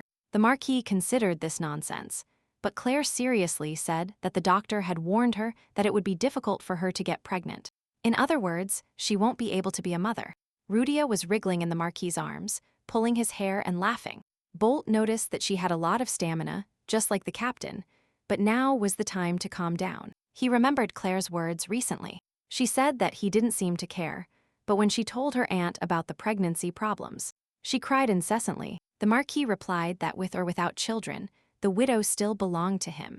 She was so calm, as if she had never wanted to try to be a mother in her life, as if she had never dreamed of having her own family. Claire snuggled up again and snorted while sleeping. This infuriated the Marquis.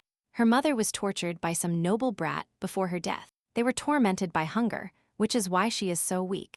Moreover, she had to accept the condition of a widow, raising 3 children alone who weren't even hers.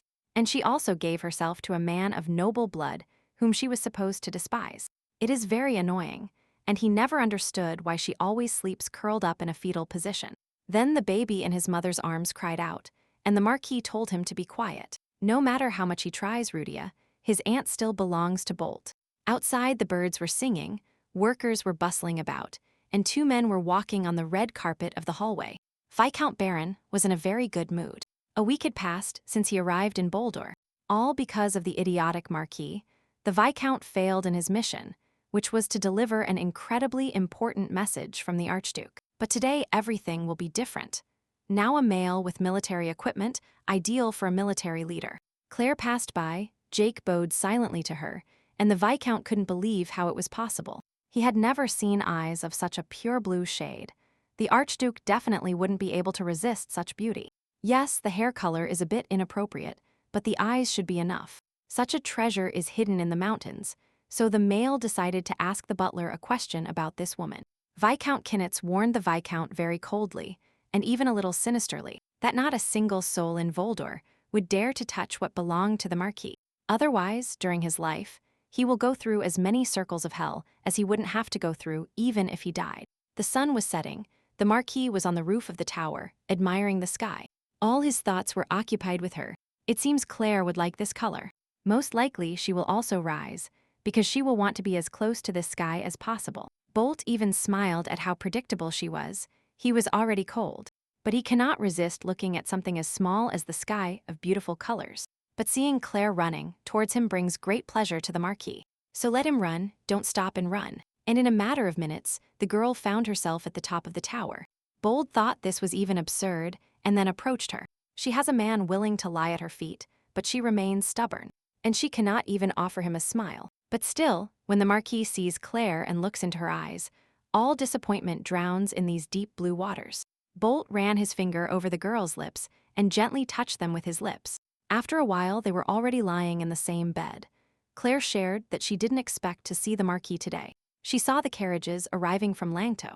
They were much larger than the ones she saw last time, especially the last one, so flashy and extravagant that Claire thought there might be a Lady Brody inside. Bolt kissed the girl on the crown of her head and said he didn't care at all. And Claire thought he was the only person in the world who didn't care about the Archduke's gifts. She stood up and asked if the knight wanted to become the Archduke's son-in-law. He smiled and replied that of course not. Moreover, if Count Schwieven heard this now, he would foam at the mouth. Claire looked away and said that perhaps Lady Brody did not resemble her father. Of course, the widow still doesn't like her, but she was definitely elegant and compliant. Bolt smiled and approached Claire, remembering that blue really suited her. He leaned on the girl again, but she said she couldn't do it today. Suddenly Bolt's face changed and he froze, his gaze directed towards the door.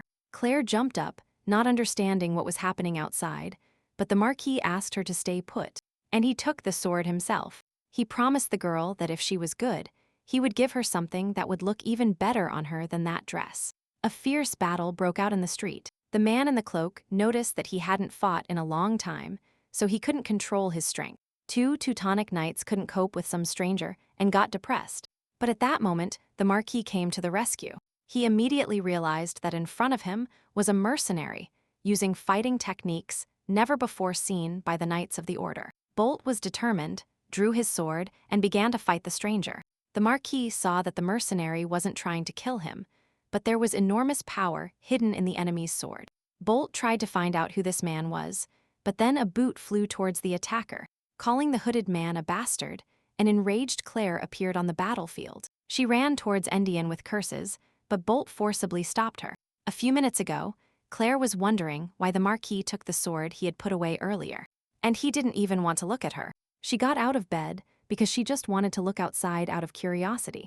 The girl approached the window and recognized the young man at first sight. He was as tall as the Marquis and wielded a sword with an irritatingly arrogant attitude. Endian raised his hands and apologized. Bolt threatened to cut off his tongue. Claire ran straight to her brother and slapped him hard, while continuing to shout curses. He tried to justify himself, explaining that he was in exile because he wanted to help his dear sister. Like a real older brother, but he received no gratitude. Claire shouted that she was also in exile and couldn't even arrange a decent funeral for Jenna. But Bolt hugged the girl again. The Marquis ordered the mercenary to be imprisoned and killed if he resisted. And after a while, he and Claire were sitting in the tower again. The girl sat on the Lord's lap and asked to be left alone, as she felt uncomfortable. He didn't want to let her go. Claire was still trembling, so he hugged her tighter. She explained that she was still furious. Until recently, she lived in cold and hunger, and everything was fine. The Marquis said he doesn't know what the girl went through, but he won't let it happen again while he is near. Bolt asked to explain why the brother and sister separated, and she explained that some time ago she was working at the pier. She was responsible for setting up fishing nets, and a nobleman saw her there. When Endian saw the nobleman preparing to take Claire with him, he cut off his hand. But then it turned out that the man was a knight from Langtau Castle. Therefore, the brother and sister had to flee, but Endian, who started the whole mess, abruptly changed the plan. He said he would go to the ship alone and explained that it would be too conspicuous if they fled together. This cowardly bastard walked away silently while Jenna, the mother of his children, called him until her last breath. The Marquis noticed for himself that Endian did not seem cowardly to him, but he still asked what he had to do with this man. She said indifferently that he could kill her brother, as she did not want to see his pitiful face. Moreover, she was even ready to do it herself if the Lord gave the sword to Iscaran. Bolt smiled and said he would talk about this later, but now he put the girl face up. She disobeyed the order, so now Claire will face punishment. And since the widow has stopped obeying her master, there is no need to expect concessions. In the dungeon, Endine was pacing on the hay, but his solitude was broken by the Order's general, who came to punish him for offending the honor of his master. The young man noticed that it was this knight who attacked him with his sword in the first encounter. And now he just came to visit his sister. Julian explained that in this case, it is necessary to request an audience and not burst in with a thief's mask. After which the general twisted Endine's hand. The Knight of the Order reasoned that the attacker was not really aiming for the head, but for the shoulder, which means he didn't want to cause harm. Analyzing the Marquis's words and Endian's behavior, Julian decided to invite the mercenary somewhere. Although he couldn't trust this man, the young man, by the way, was aware of the knight's positions, so he indicated that he knew that the general of the order was named Julian Crumb. Julian himself noted that, despite the external similarity between brother and sister, Endian emanates a completely different aura, which can only be read by another swordsman. Some time later, the general of the order and the mercenary stood in front of the Marquis of Mornhates. At the time of yesterday's meeting, Endian felt something unusually noticeable in the Lord. At that moment, Bolt turned to the mercenary and asked him how he knew his sister was in the tower. Endian explained that it was a known rumor that the great Lord Margrave imprisoned a widow in his tower, and that there weren't many women with blue eyes and 3 children, and even without being completely sure that it was really his sister in the tower, Endian at least trusted his skills. The mercenary didn't like this interrogation very much. The Marquis smiled, but his gaze pierced right into the soul. Now it's clear why Bolt is called the Red Lion, and even with all his skills, Endian would have suffered more yesterday if it weren't for his sister. Bolt drew his sword from its sheath and raised it near the mercenary's neck, saying that his sister had ordered him killed. A nervous laugh escaped Endian's lips. He was sure that all this was a joke, but the Marquis said that Claire even wanted to do it herself. Bolt put the sword away and said he might give him that chance, after which Endian was captured. The Lord gave orders to Crumb to tell the Teutonic Knights to keep an eye on this man. They must be patient and wait until Claire improves her sword skills enough. Julian was surprised that the Marquis was going to teach the girl himself. The general pointed out that it would be difficult for a student to train with a master who was too educated. But Bolt replied that, of course, he would not teach his woman the same way he taught men. The phrase about his woman made Endian think. He is the madman who constantly forgets his place. Claire is like the wind, like the ocean water that never stops. She has never been on his side in her life. Viscount Baron reached Viscount Kunitz in the hallway, who, out of courtesy, asked how the guest was. It has been a long time since the day the Viscount set his eyes on Claire, and it seems the butler did everything possible to avoid running into the mail again. The Viscount had requested an audience with the Marquis a long time ago, so he was very angry. Besides, the mail needs to return home before the cold sets in. The Viscount had no intention of leaving until seeing the Marquis and was determined to meet today. Kunitz tried to stop the guest, because at this moment the Marquis is with a woman. But generally, Viscount Baron himself could notice it now, because right on the street, long gray hair waved in the wind.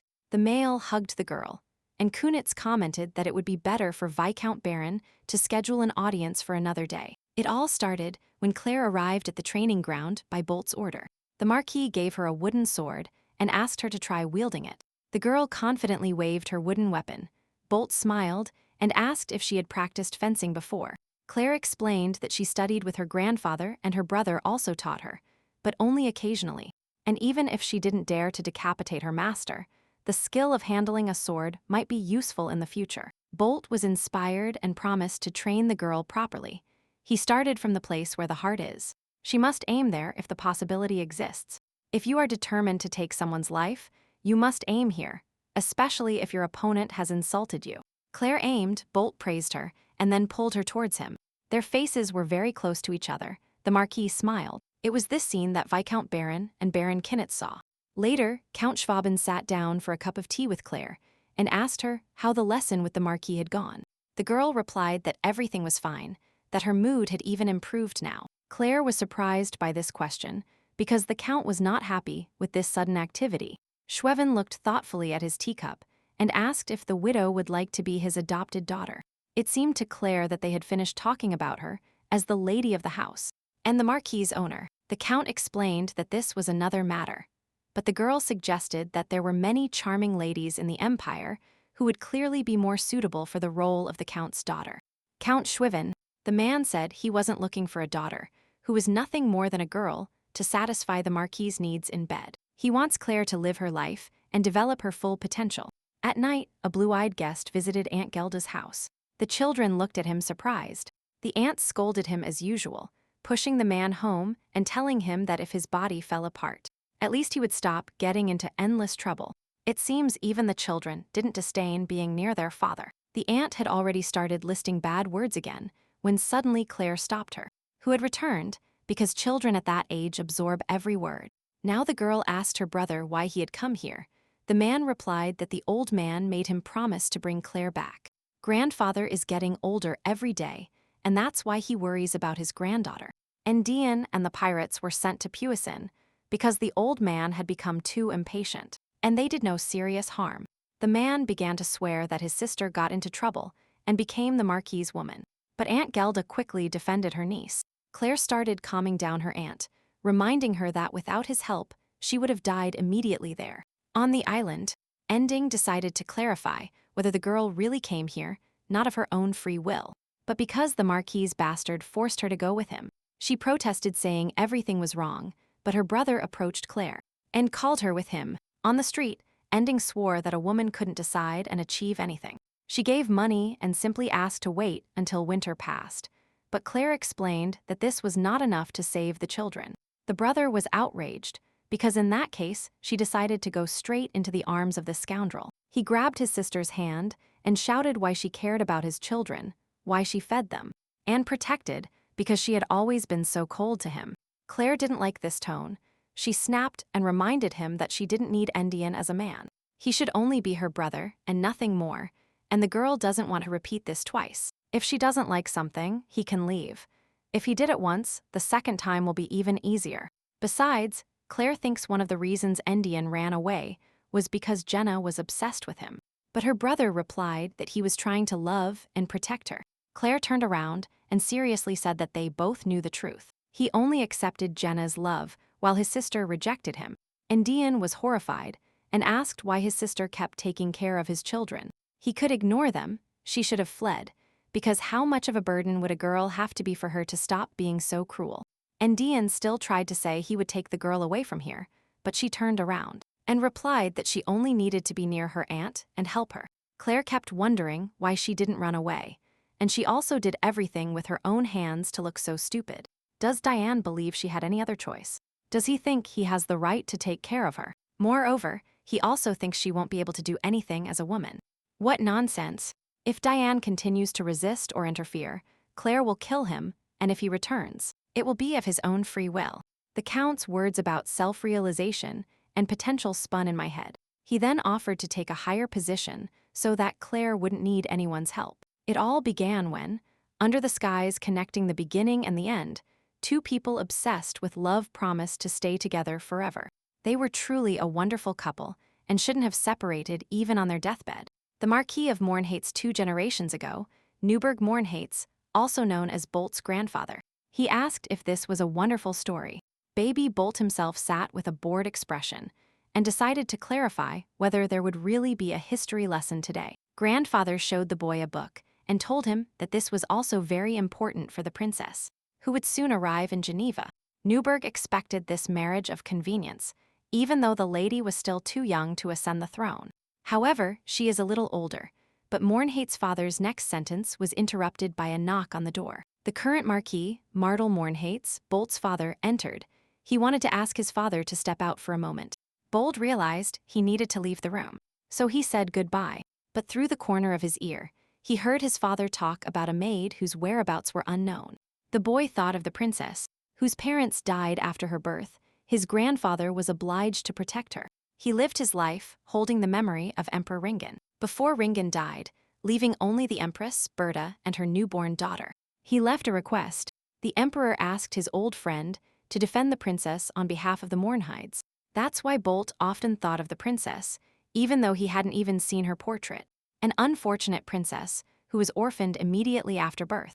They say she has the same red hair as the Empress and the brightest blue eyes in the entire palace. But Bolt didn't want to dwell on it, because it was just a marriage of convenience. There were many things beyond his comprehension, like a conquering man's concern only for his daughter, or the value of a princess, although in reality she was useless. When the boy turned 13, an assassin entered the heir's tower on the day his engagement to the princess was officially announced. The father was furious. If Bolt was going to kill the attacker from the start, then why was he so cruel? The boy replied that he wondered how much pain it would take to get the truth out of someone who is paid to kill. The emperor's attempts to avoid various problems in the future led to all failures correlating with Esbjergen's work, who held a grudge against the empire. And the following year, Princess Scadia drowned in the Jurassic Sea.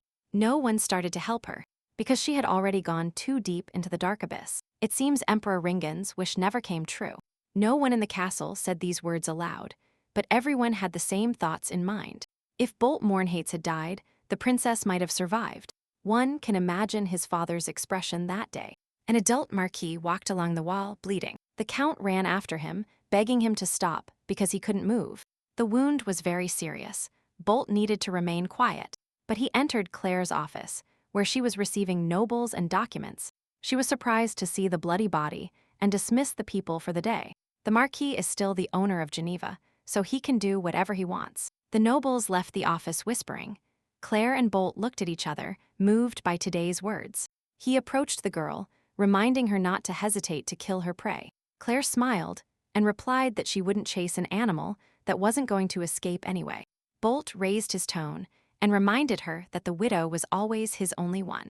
From the beginning, she belonged to Bolt Mornhates. Claire asked him not to move abruptly because he might die. This truly amazed the Marquis. Why should she even care about his life if tomorrow she might cease to belong to him? He didn't want to lose Claire, nor did he want to die, so creaking sounds could be heard, and moans among the bloody papers. The girl was trembling. She was so weak that she couldn't even push the lord away. She was so fragile that it would be easy to twist her slender neck. At first, Bolt thought about killing her. Before this woman destroyed him, he only thought about how to become her first and last man. But now, he seems to have realized an important thing. Bolt decided he would rather die than pluck a single hair from this arrogant woman. He was dying in her arms, promising to become her nightmare. Claire remembered that Ending was always a brave child. She didn't even know how old he was or where his parents were. He went sailing until an old man picked him up.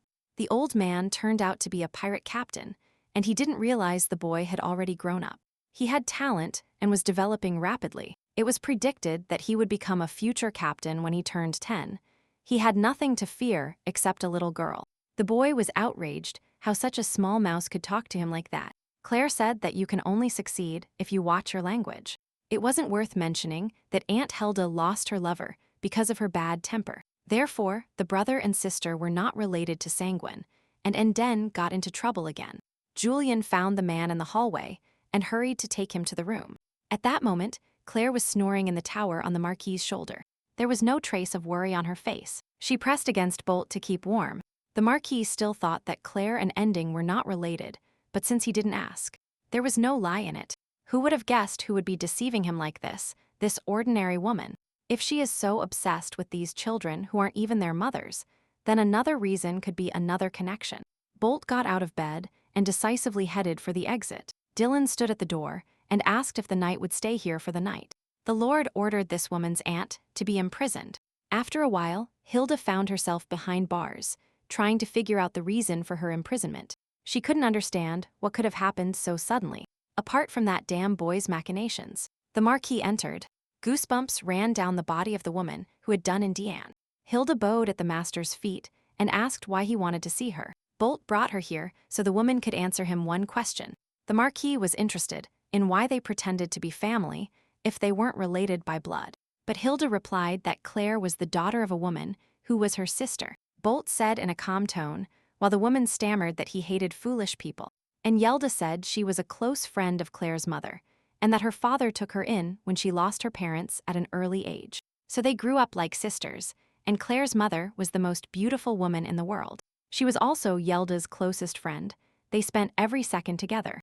Even when she promised to give herself to a man, her aunt stood by her side and wished her happiness. But at that moment, the redhead invited Hilda to move in with her. It seemed that her father would be more comfortable this way, as he took care of them equally. After Claire's mother died, the bastards imprisoned the girl.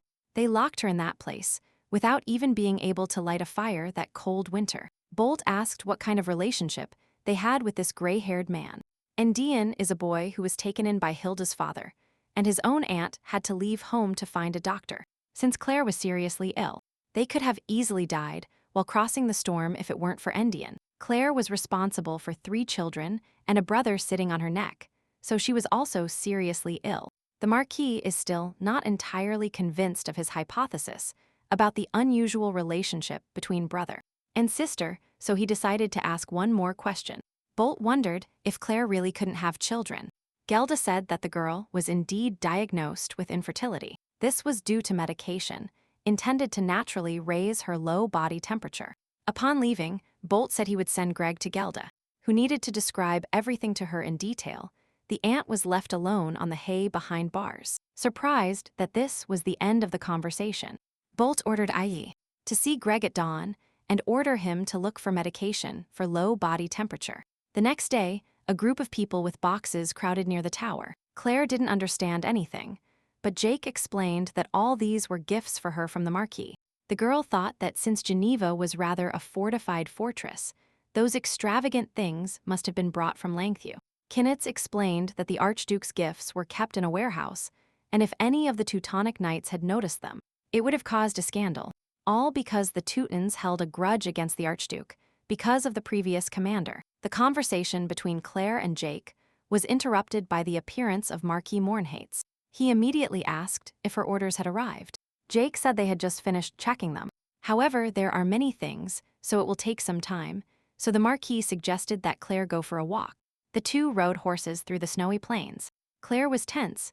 She had no idea how difficult it was to ride a horse, and besides, the horse was moving very fast. Bolt held the girl by the waist and told her to keep her back straight. She needed to look arrogant, as Bouquet liked such riders. Claire doubted the animal's ability to recognize such things, and it immediately neighed. The lady had to apologize. The Marquis lifted the girl's chin and told her that she should look around too. She doesn't want to admire the views. Majestic mountains really towered before them, but the beautiful view was spoiled by the thought of interrogating Aunt Gelda. The Marquis spoke of people who crossed the mountains in winter to avoid making a large circle. Otherwise, they would have to get stuck in the winter forest and be devoured by wild animals. Claire asked the Lord if he himself was lost in that forest. Bolt replied languidly that it was so, and furthermore, perhaps now he was lost. The Marquis moved as close to Claire as possible and kissed her deeply. It never stops snowing here, so the decision was made to return home before they got trapped in snowdrifts. Bolt slowed down his horse. Claire closed her eyes in fear, but Bolt convincingly asked her not to squint them. The girl opened her eyes and saw incredibly beautiful snowy mountains. It was a true height. Claire felt as if everything had swallowed her, but she was not afraid, because wherever she was, she felt his presence. And warmth. After a while, they were taking a warm bath. Bolt became interested in what she was talking about with Jake. Claire decided to ask about the grievance of the Teutonic Knights. The Marquis explained that it was the Archduke who killed the previous commander of the Teutonic Knights. Of course, the imperial family denies it. But who would believe them? And all because the Teutons did not recognize the legitimacy of the current imperial family. Since the emperor appointed his mother as empress, the Teutons refused to worship them. So the emperor showed what could happen in case of disobedience. What nonsense! Power and strength are something that must be earned, not served on a silver platter. They greatly yearned for the adoration of the people, but all their attempts amounted to the death of their reputation. Claire thought that the Teutons were unquestionably loyal to the imperial family, but in reality, they were loyal to anyone who could defeat their captain. The first Emperor Ringan was victorious, so the Teutons undoubtedly became part of the imperial knights. Bolt was surprised by the woman's obedience and now also realized that she matched the Teutonic warrior spirit and the demanding nature. And the Teutons would only be loyal to the direct heirs of the imperial family. So if they disobeyed the ruler, it meant he was illegitimate. Their refusal hurt the pride of the imperial family, so the commander of the order was killed. And this conversation had already lasted longer than Bolt expected. But Clernau gave up and asked what would happen to the Teutons if a direct heir of the ruling family appeared now. Bolt, tired of the questions, said it was time to pay for today's lesson. Moans were heard in the room. Active movements splashed the water in the bathtub, but the Marquis refused to stop. He was going to take Claire again and again. She would always be his. The girl felt like she would immediately melt from this heat. Her whole body was trembling. Bolt hugged Claire and whispered that she was his woman, but the girl refused to live like this. She was just going to laugh at the Marquis, but for some reason she feels like her heart is breaking. To distract herself from strange thoughts, Claire passionately kissed Bolt. The next day, the girl was faced with a large amount of backlog work. The Count brought more papers, as during the scribe's 2-day absence. No one was working on these documents. Claire was outraged because she was absent against her will. She couldn't even sleep, but Ashwaubenon didn't care. The girl decided to take the opportunity and ask about the Teutons.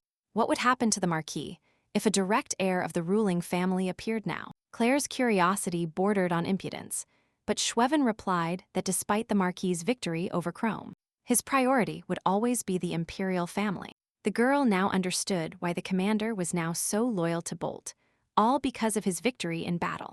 Claire did not give up and decided to find out what benefit the Mournhates gained from the support of the Teutons. The Count explained that the warriors of Geneva would not have been able to resist the Teutons in battle. At that moment, Julian Chrome entered the office asking for forgiveness for the intrusion. He came to say that the Marquis was calling Claire. The Count had already begun to be indignant, but the knight said that the Lord was calling both of them. Schweven was surprised, but apparently this is related to the return of his son.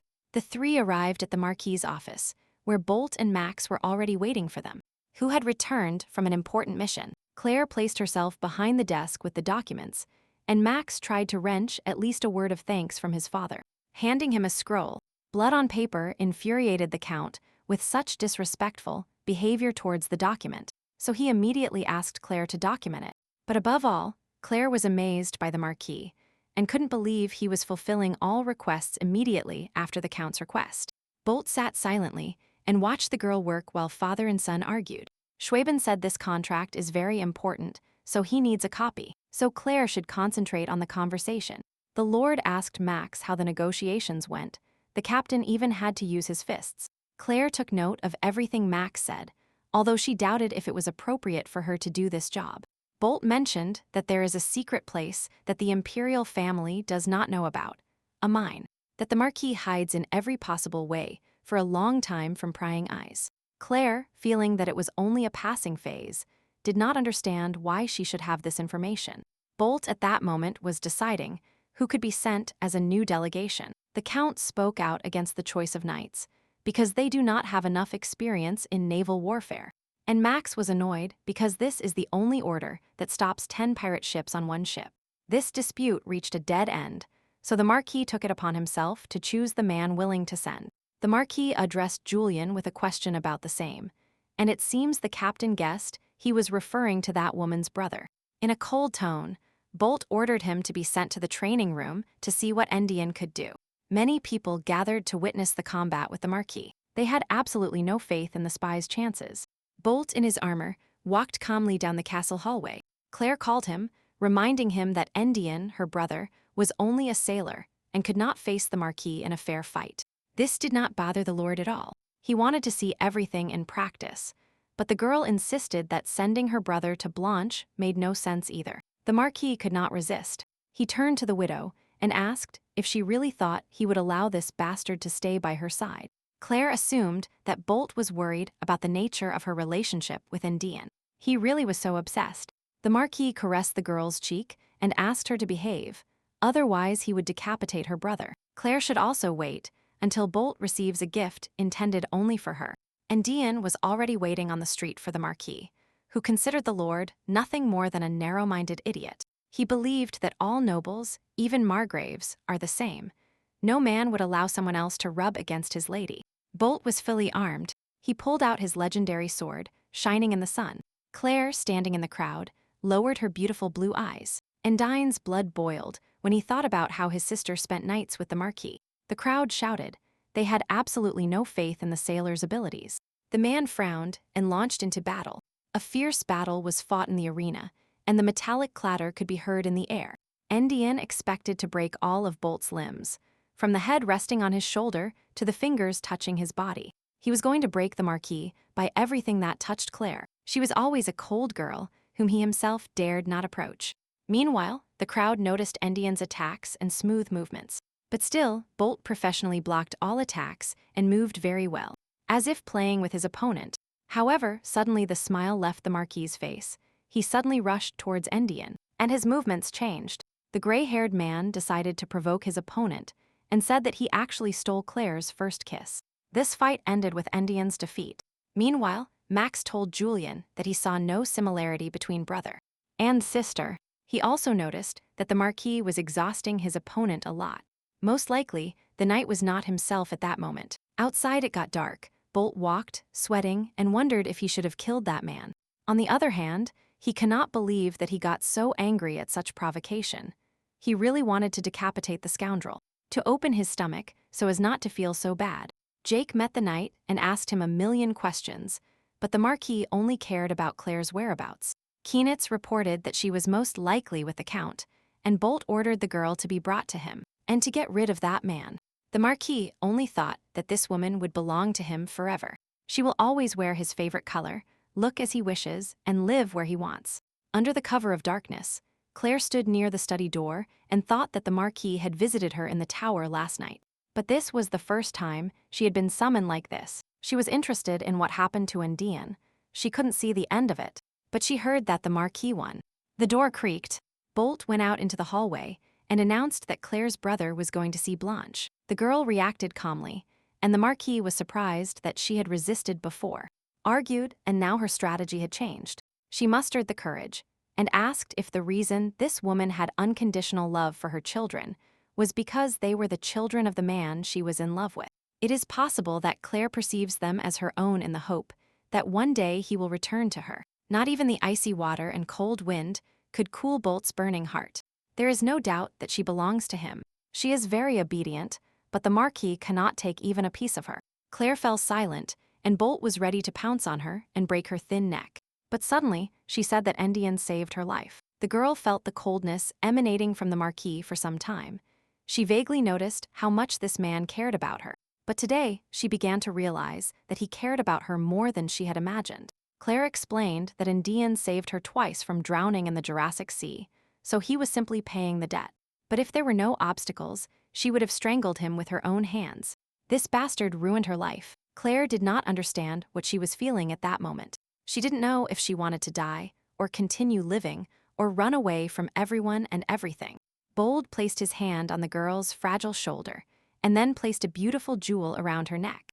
Many precious stones glittered even in the dark. He hugged her from behind, and told her that she would not dare even look at her parents without his permission. The Marquis brought his face close to Claire's, and told her that she must stay close to him. In Bolt's room, a wooden bed creaked, and conversations about blue eyes plunged the girl into memories of how all people who saw her pronounced these words. She wondered if blue eyes really had some kind of magical power. Bolt made a sudden move. He hoped that Claire was not thinking about something else at that moment. She looked at this man and realized that there was something in common between him and that idiot. Childish arrogance and a sense of responsibility towards her have turned into an obsession. But he does not realize it because he is slowly losing himself. He had tried many times to get rid of his obsession, to fall in love with someone else. But in the end, this bastard would send them all to hell. Even Marquis Baltimore in Hydes, the strongest man in the empire still, due to his own stupidity, leads to self-destruction. However, it seems he has become different now. The lion of the empire kisses her with such reverence. He is very kind to her, and this greatly frightens Claire. In a fit of passion, the heated Bold whispered that he would do anything for her. Unlike the widow, who has nothing behind her, the Marquis is so obsessed with the need to protect her. And yet, he behaves like this without hesitating for a second. Moreover, he doesn't even know what Claire really wants. Embarrassed, she asked to take her away so she couldn't think about anything else. Bolt smiled and began to fulfill the girl's request. New scratches appeared on her back, and the room filled with loud moans. The Marquis kissed the girl on the forehead, hugged her tightly, and told her that he wanted her to only desire him, and then throw the world at her feet, and not just jewels and trinkets. In Lantow Castle, they talked about the Marquis's mistress, a widow with 3 children. The Viscount told the Archduke that this woman looked beautiful, like a young maiden.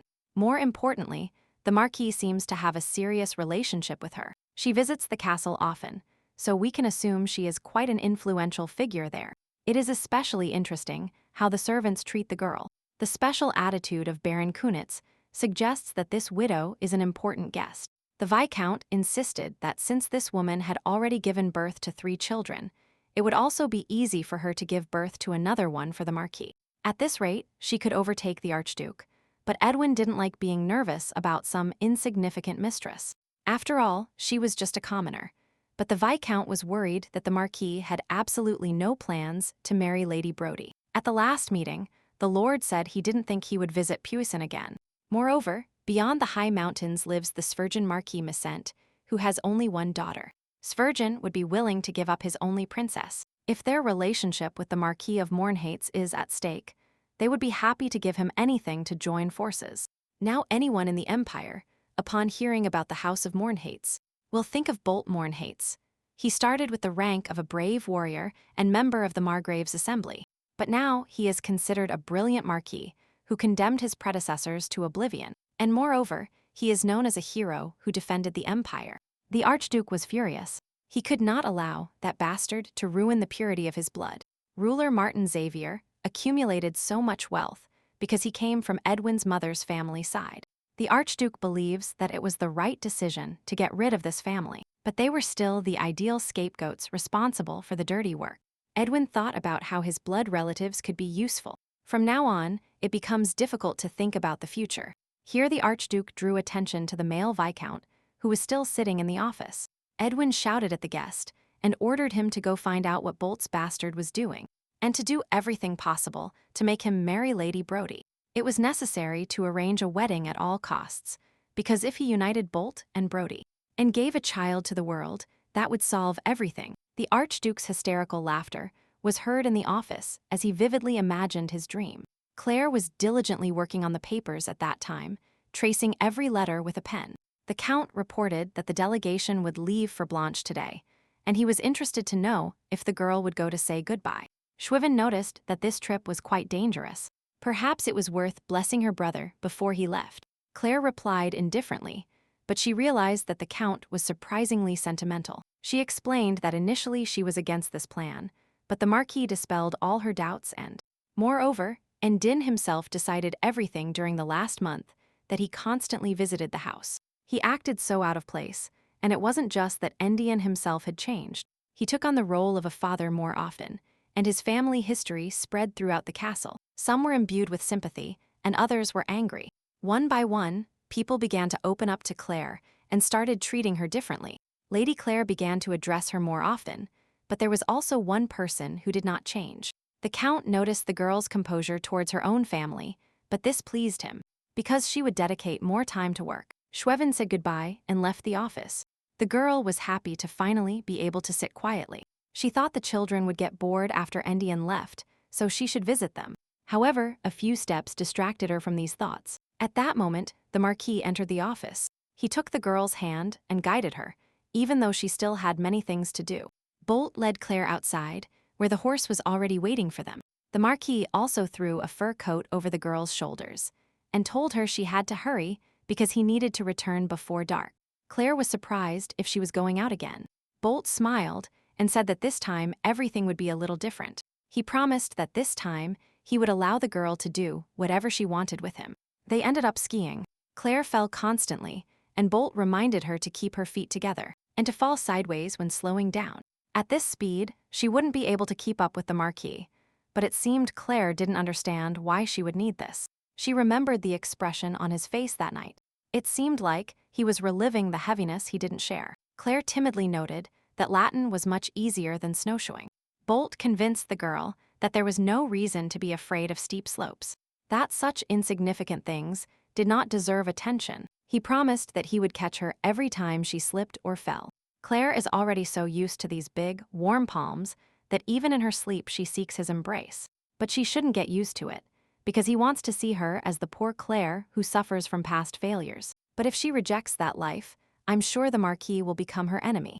The girl stood in front of the slope and convinced herself that she was not afraid of heights. Shouting, she rushed down, lost her balance, but was caught by the Marquis as promised. When he smiles like that, he looks like an ordinary man. Any other person, without hundreds of titles, would shine as brightly as he does now. The girl's restless heart beats so fast that she slips and falls upon seeing the Lord. And the warmth that envelops her body is capable of melting the snow. They lay in the snow, kissed, and smiled at each other. The warmest winter Claire has experienced is now, and spring is approaching. But still, despite the Marquis's initial words, she doubted that he would ever leave this place. Later, the Count and Claire were sitting working. The delegation had already arrived in Blanche. They condemned the mines, but Max was clearly more concerned about the fact that the Duke of Weimar was commissioning a new portrait for his daughter, apparently a marriage proposal. The captain remained indignant and argued with his father, so the Marquis was forced to drown him out. Everyone in Geneva knows how much Bolt values his wife, but Max didn't know how Claire herself would feel about it. At that moment, someone knocked on the office, and Baron Kinitz entered with a message from Puisin. The Marquis assumed that the Archduke would not stand idly by. Max was sure that they had already heard about the delegation. Bolt began to read the message. The captain of the order was eager to know what it was about. It turned out that the Archduke had sent someone instead of summoning the Marquis. Claire seemed bored at that moment. She always gets cold when these kinds of conversations start. The Archduke's envoy will be the new captain of the guard replacing Xavier. The Count was horrified, Max too, and Claire was surprised that father and son arrived at the same time. At that moment, the Marquis stood up and slammed his palm on the table. He said he would receive this man and ordered Baron Kinitz to prepare for the guest's arrival. Next month, Lady Brodie will most likely visit Boldor with the knights from Puisin. Therefore, everyone must be prepared to greet her with the utmost respect.